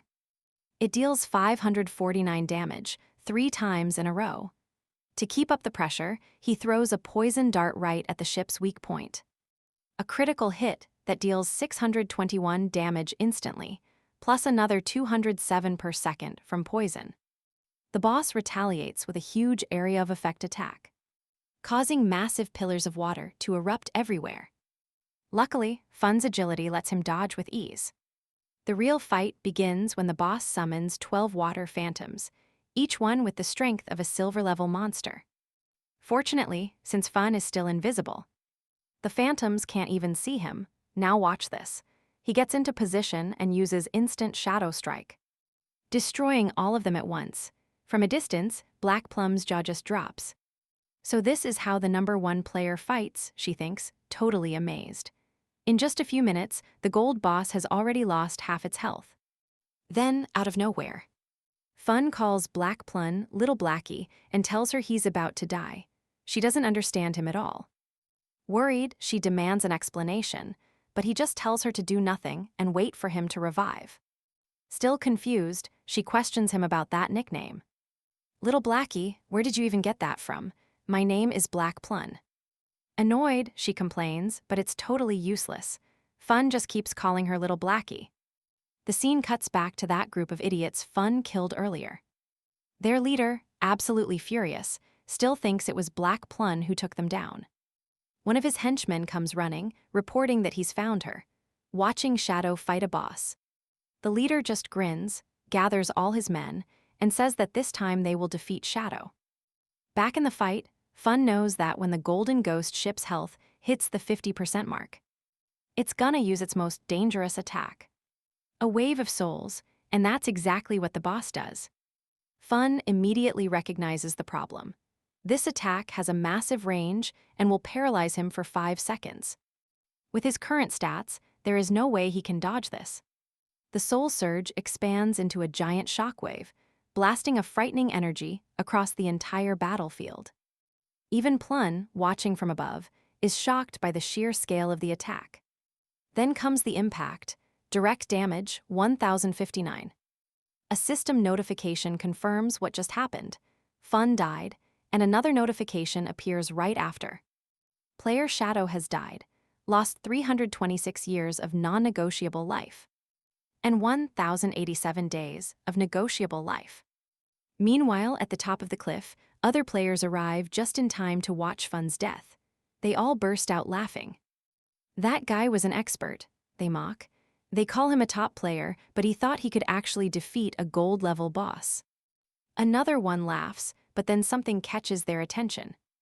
Their eyes go wide when they spot Shadow's death loot. By its size alone, they figure it must contain at least 300 days of life. Excitement takes over. Overcome by greed, they start making assumptions. With the Golden Ghost ship already at half health, they can just swoop down there, finish it off, and cash in on an absurd amount of life from the boss's drops.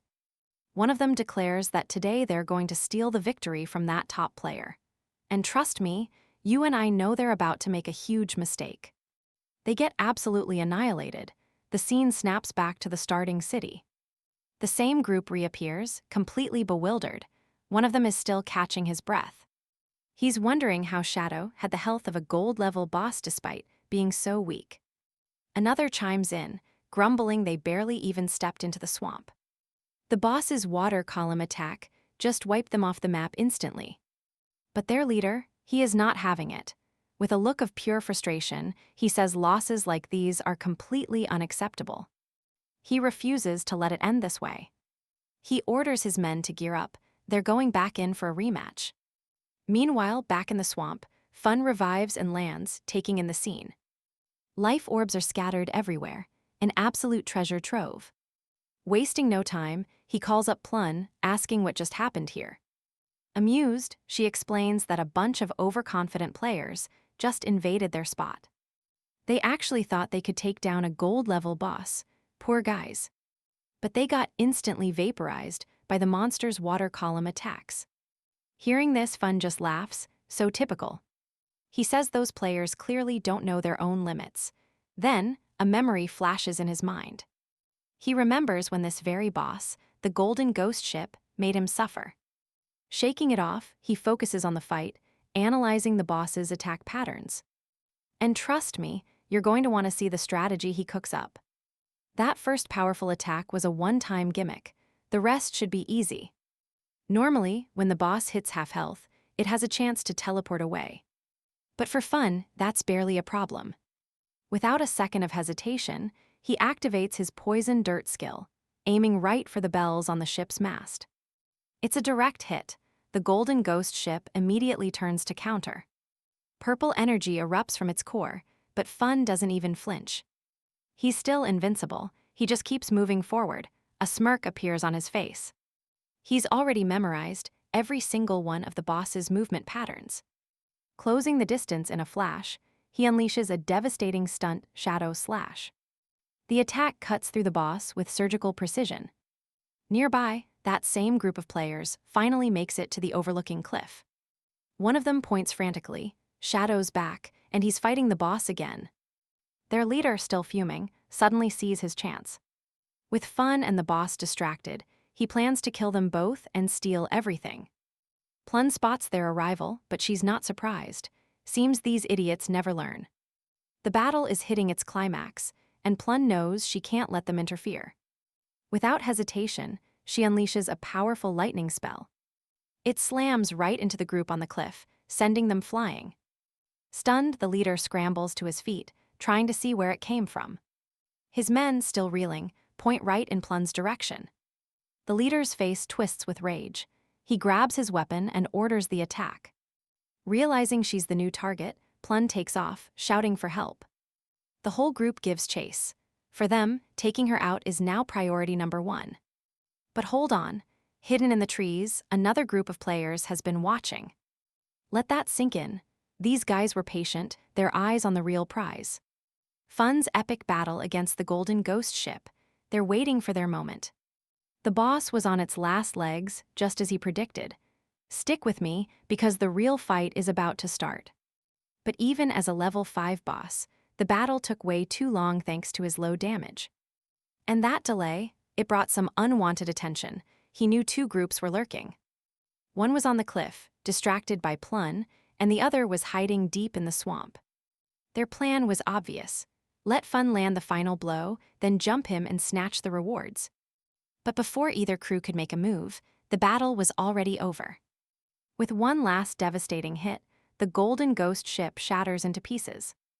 In that same instant, the system flashes a victory message. Fun had defeated the gold-class boss.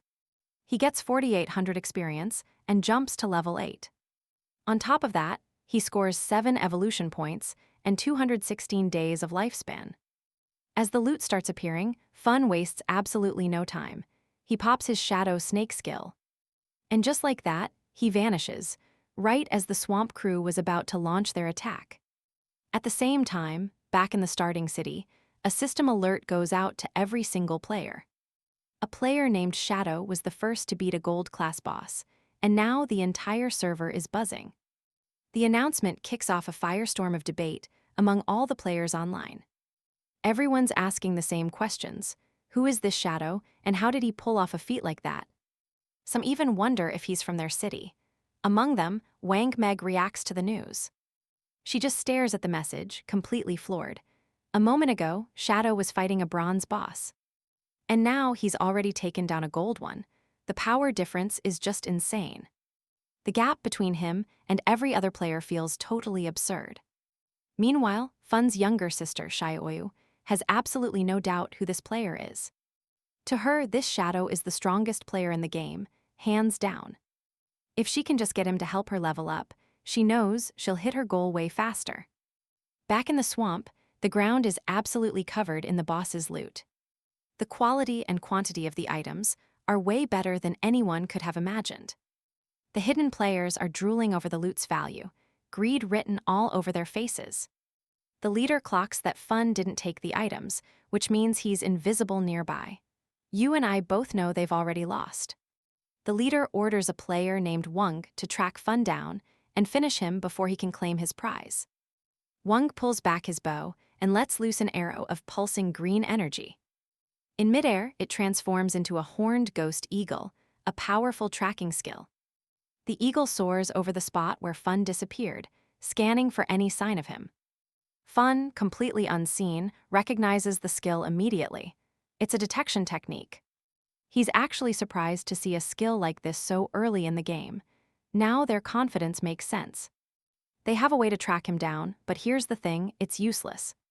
Their skill is only level 1, but Fun's assassin class bonus boosts his invisibility up to level 2. That small advantage makes their detection skill completely worthless. Fun is always one step ahead. After the eagle finds nothing, Wang reports that Fun must have gotten scared and ran off.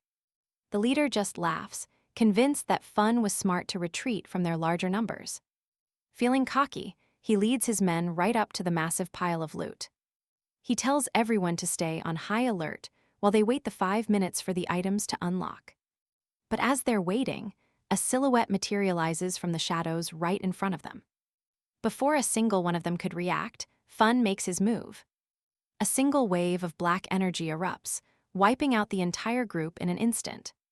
Their bodies hit the ground, turning into even more loot to add to the pile. Fun comments that it's much quieter now, his gaze fixed on the treasure. He'll find Plun later. With all his new loot, he immediately dumps his points into evolving the Hand of Avarice skill. It leaps from Diamond all the way to Epic rank. Now you and I both know what that means. The chance of getting extra items skyrockets to between 220 and 300%. And any extra item now has a 100% chance of being 1 rank higher than normal. To max out his new skill, Fun gathers every single loot orb before activating the hand. A blinding light floods the area, and his system feed just explodes with notifications.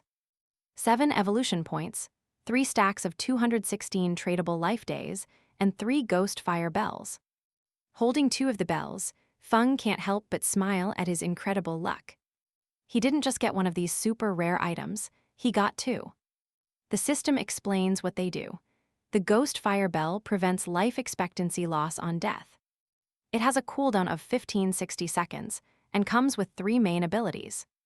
The first is a passive soul absorption, which boosts life gained from monsters by 20%. And that effect doubles if you have 2 bells equipped at the same time. The second is an active skill, Soul Shock, which can freeze enemies in place. It stuns everyone in a 100-meter radius for 3 seconds, with a 521-second cooldown. Best part, the bell is just an item, not equipment, so it doesn't even take up a slot. On top of that, both bells stack into a single inventory space, making them insanely efficient. Satisfied, Fun starts celebrating his massive win, but he's cut off by a familiar voice. It's Plun, and she's screaming for help somewhere in the swamp. Those same goons from before have caught up to her again. And from the sound of their laughter, they aren't planning on being merciful. Pay attention here, this gets intense. But for them, the fun is about to come to a very sudden end. The scene cuts to Plun, backed into a corner right on the edge of a cliff. The leader of the group smirks, telling her there's nowhere left to run. They tell her to surrender, promising to make her death feel good, but Plun just glares at the cliff.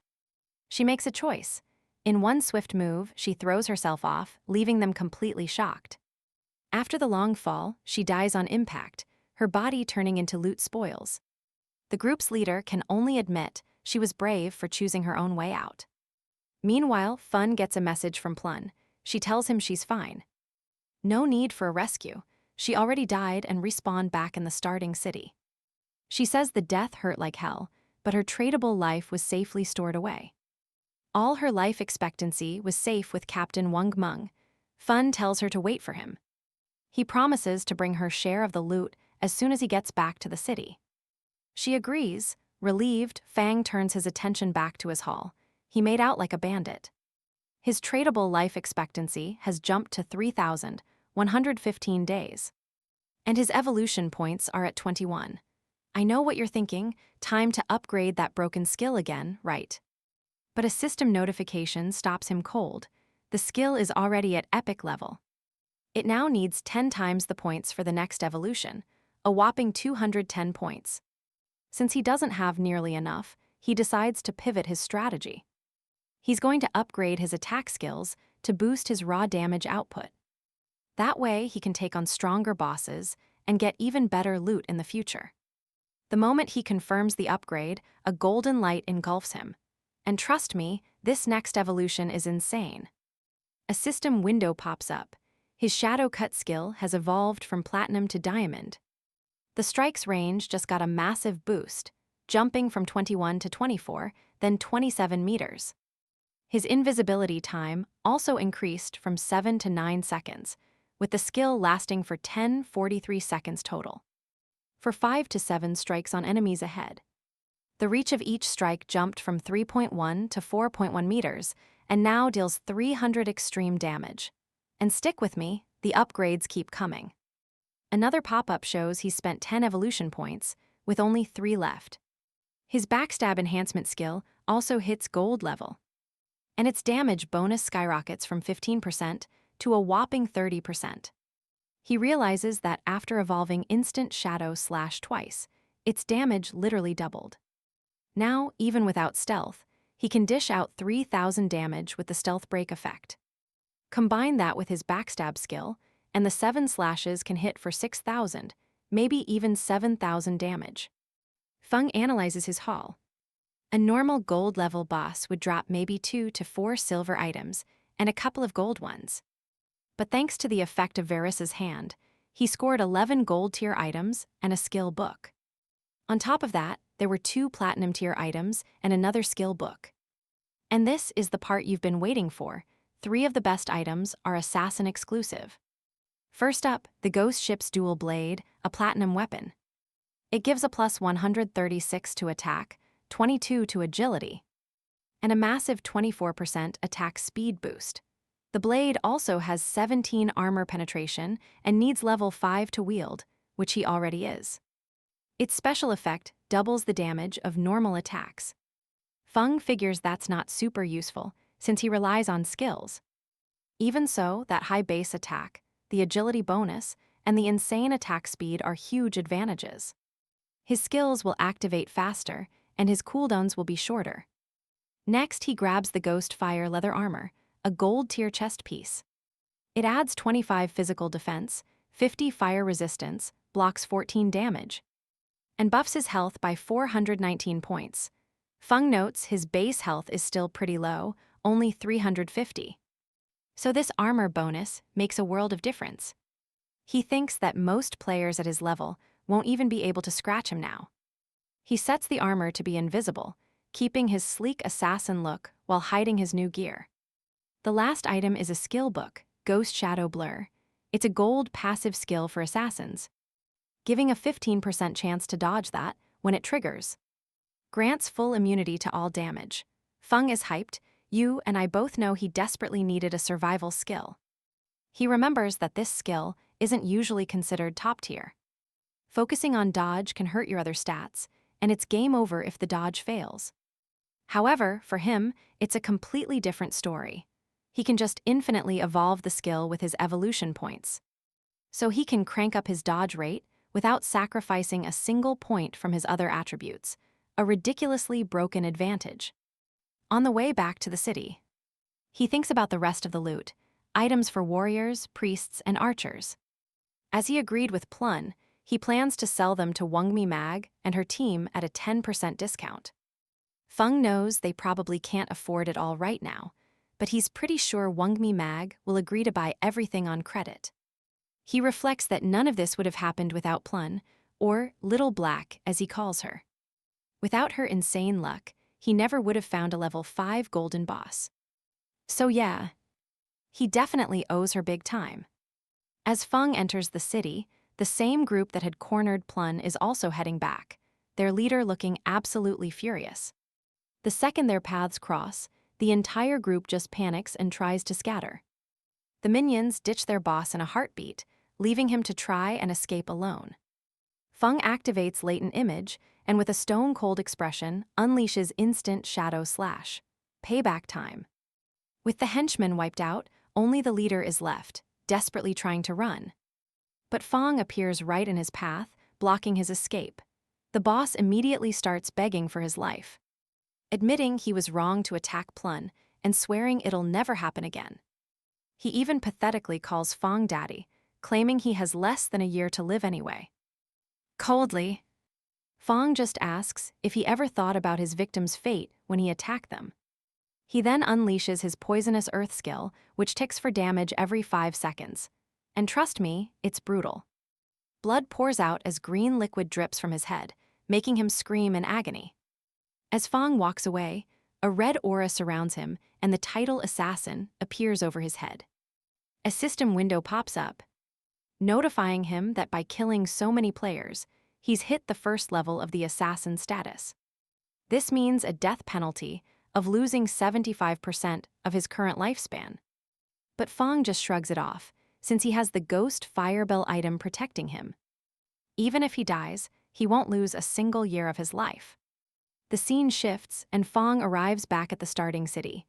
The moment he drops his stealth, other players are shocked to see him. Rumors fly that Shadow is back after taking down a gold-level boss. Suddenly, he's face-to-face with one of the teams that ambushed him during the ghost ship boss battle. The team's leader accuses him of using a bug to solo the boss, claiming that's why no loot dropped. He also asks why Feng isn't wearing any gear. And right there, that's proof his invisible equipment strategy is working perfectly. Seeing the irritation on Feng's face as he steps closer, the team leader quickly tells him to wait. He offers up an assassin skill book, admitting it was their mistake to attack him. They even use some of their own lifespan to buy it, hoping Feng will take it and just forget this ever happened. Feng grabs the book, and a system notification reveals the skill is called Impale. It's a common assassin ability that deals a single attack to the target, adding 20 bonus damage and a 2-second stun, all on a 22-second cooldown. Realizing it's a control skill, Feng accepts the peace offering and walks away. One of the guys, furious, turns to his leader, Xiaoyu, and complains about getting beaten by Feng and then having to bribe him with a skill book. He asks if that isn't just pure cowardice. Another teammate agrees, questioning since when have they ever been pushed around like this. The first guy insists they should just use their connections to rally other players, arguing that a big enough group could easily overwhelm Shadow. He demands to know why they're so scared, but their leader cuts him off. He points out that Shadow is leveling up way too fast, which means he must be hiding some huge secret. And you're not gonna believe their plan. If they can identify and capture him in the real world, they can steal his secret and force him to gather resources for them like a common slave. Hearing this, the other members get excited, praising Xiaoyu's twisted genius. Xiaoyu then says he'll have his family send a woman to get close to Shadow and extract information.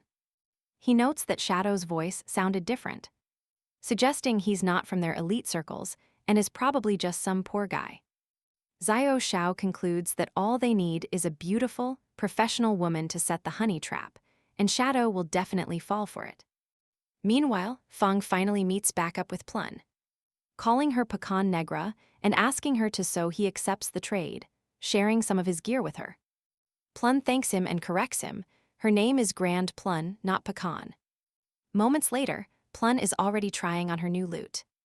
Absolutely thrilled, she exclaims that the items are incredible and that she'll power up in no time. She explains that the skill and necklace have massively boosted her damage and more than doubled her mana regeneration. Overjoyed, she thanks Fun, who just plays it cool, saying it was simply part of their deal. Fun then asks for the spatial ring Plun had promised, and she happily hands it over. And this is where his kindness pays off big time. Plun mentions finding a cave in the forest, the entrance to a ruin. She asks if he's interested, and he's shocked, thinking about the girl's insane luck. A golden ghost ship, and now an ancient ruin. He realizes that having a friendship with her is a huge advantage, and wonders if Plun would have even told him about this place if he'd tried to stiff her on the deal. After equipping the ring, Fun checks his inventory to find it's expanded to 27 spaces. He asks Plun where Wang M is, since he plans to sell some items to his group before hitting the ruins. Plun explains that Wang Meng and the others might be a while. They're busy training their new priestess. She shows him that she's already marked the ruins entrance on his map, and explains that there's a stone slab hidden behind some bushes. She moved one of them to hide from danger. She says she went in a little bit, but heard screams, got terrified, and ran for her life. If it wasn't for that, she'd never have been captured. Hearing the story, Fun immediately activates his invisibility skill. He tells Plun that he understands, and he's heading to the ruins right away. Deciding to trade with Wang Meng's party later, Plun is amazed as he vanishes completely. As he gets closer to the location, still cloaked, Fun thinks that his first plan was to just grind to level 10 somewhere else, but this ruin is a far better opportunity. He knows the monsters inside will be at least bronze level, with a chance of finding some silver tier ones, which is perfect for farming life points and evolution points. Arriving at the spot, he finds the stone slab just as Plun described, and dives right in without wasting a single second. Inside, he starts scoping out the area. Now pay attention, in starting cities there are 3 types of ruins: tombs, cursed ruins, and temples of faith. Looking at the murals covering the walls, Fun confirms it's a temple of faith. He knows that tombs are just straightforward dungeons packed with monsters, usually with a gold-level boss waiting at the end. Cursed ruins have creatures that were once human, twisted by evil gods. In temples like this one, they house the followers of these gods, and often have a maze-like layout, but they reward you with special items or rare skill books. Taking a closer look at the drawings, he recognizes the images. This temple belongs to an ancient god of judgment, the exact same origin as his own Eye of Judgment skill. Just then, he hears faint screams echoing from deep within the ruin. And just like that, the scene cuts away to a forest where Wang M is in a desperate fight, blocking vicious attacks with his shield. A monster lets out a roar and hits him with a devastating blow, sending him flying backward. Crashing to the ground, he looks over to see Xiaoyu just standing there, completely frozen in shock. A teammate yells for her to heal him, but she's paralyzed with absolute fear. She can't even cast her skills and just begs for help. And that's when you and I know they have no chance at all. For one last heal on the party's tank. But instead, Xiaoyu just collapses to the ground, trembling and repeating over and over that she's scared. And the next thing they know, Wang M and his team are back in the starting city. A total party wipe, and man, are they frustrated. Plun greets them with a smile, asking why they're back so soon, then tells them Shadow still hasn't returned, which means they can't buy any new equipment from him. At that moment, Wang M's group completely loses it with Xiaoyu, starting to tear into her. One of them yells he's never seen someone so useless, who doesn't even know how to dodge or use her own skills. Plun is shocked. She's never seen her teammates this furious before. She steps in to defend Xiaoyu, who's on the verge of tears. She asks them why they're being so harsh, saying it's perfectly normal for a new player to die a few times. But a party member, still raging, tells Plun to stay out of it. Another one then clarifies that they didn't just die once, they wiped 3 times in under an hour. And that shuts Plun right up. Always the nice one, Plun suggests that Xiaoyu should just join her team instead. She mentions the 2 valuable items she got from Shadow and promises that with her, nobody will die. Wang M, trying to de-escalate, agrees it's a good idea, with Plun in the group. Things should run smoother, and maybe they'll find Shadow when they get back. Xiaoyu apologizes, promising she'll do better, but in her head. Now, let that sink in for a second, because here's what she's really thinking. She believes Wang M's group is nothing but a bunch of failures blaming her for their own incompetence.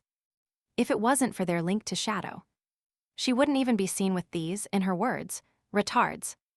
Meanwhile, Fun is going deeper into the ruins, checking out the crumbling walls.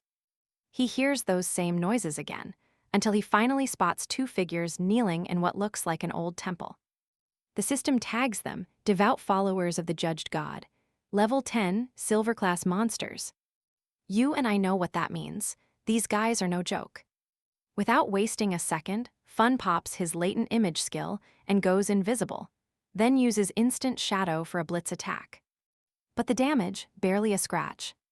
Fun realizes that even with the bonus damage from a backstab and breaking stealth, the monster's health bar hardly moved. Exactly what you'd expect from two level 10 silver-class bosses.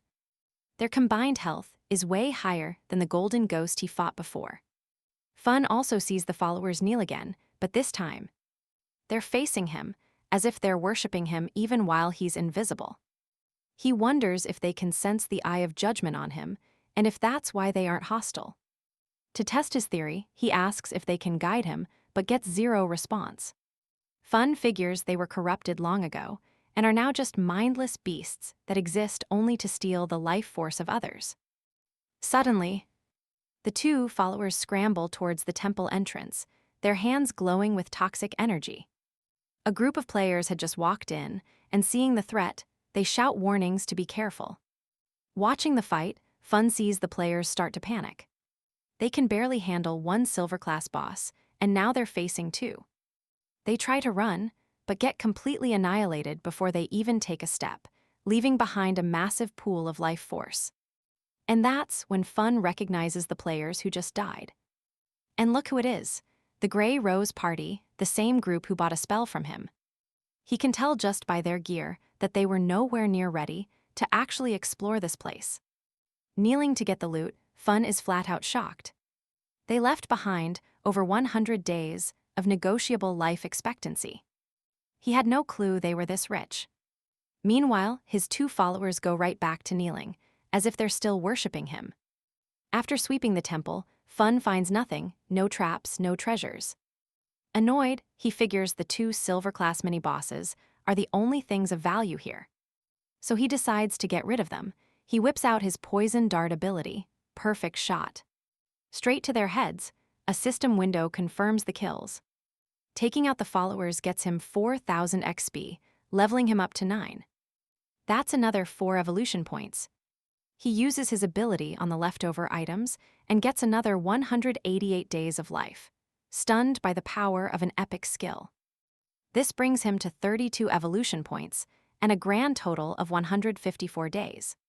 He also snags a ton of gold and silver items, including a gold-grade accessory for assassins, the Devotee's Pendant, and this thing is impressive. It jacks up his agility, slashes his cooldowns by 20%, and even lets him summon a silver-grade follower to fight alongside him. Since the other gear he found also needs level 8 to equip, Fung just stashes it all to sell later. Suddenly, he spots something. He gets close to a strange mechanism, and the entire temple starts to move. And here's where it gets wild. The floor descends like an elevator, taking him down hundreds of meters.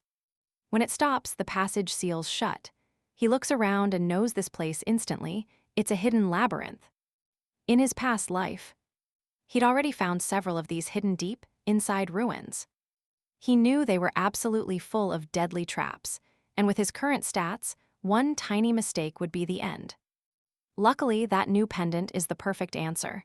He uses its effect. The devout follower is summoned. Without hesitating, he orders the creature to go first and test the path, making his exploration a whole lot safer. Still, just to be sure, he decides to use his points. First up, 5 points go into evolving his evasion skill, Phantom Shadow, straight to the epic grade. And yeah, I know what you're thinking, the upgrade is just absurd. His passive evasion rate skyrockets from 15 to 75%. On activation, total immunity. Satisfied, he dumps his remaining points into evolving Instant Shadow Strike.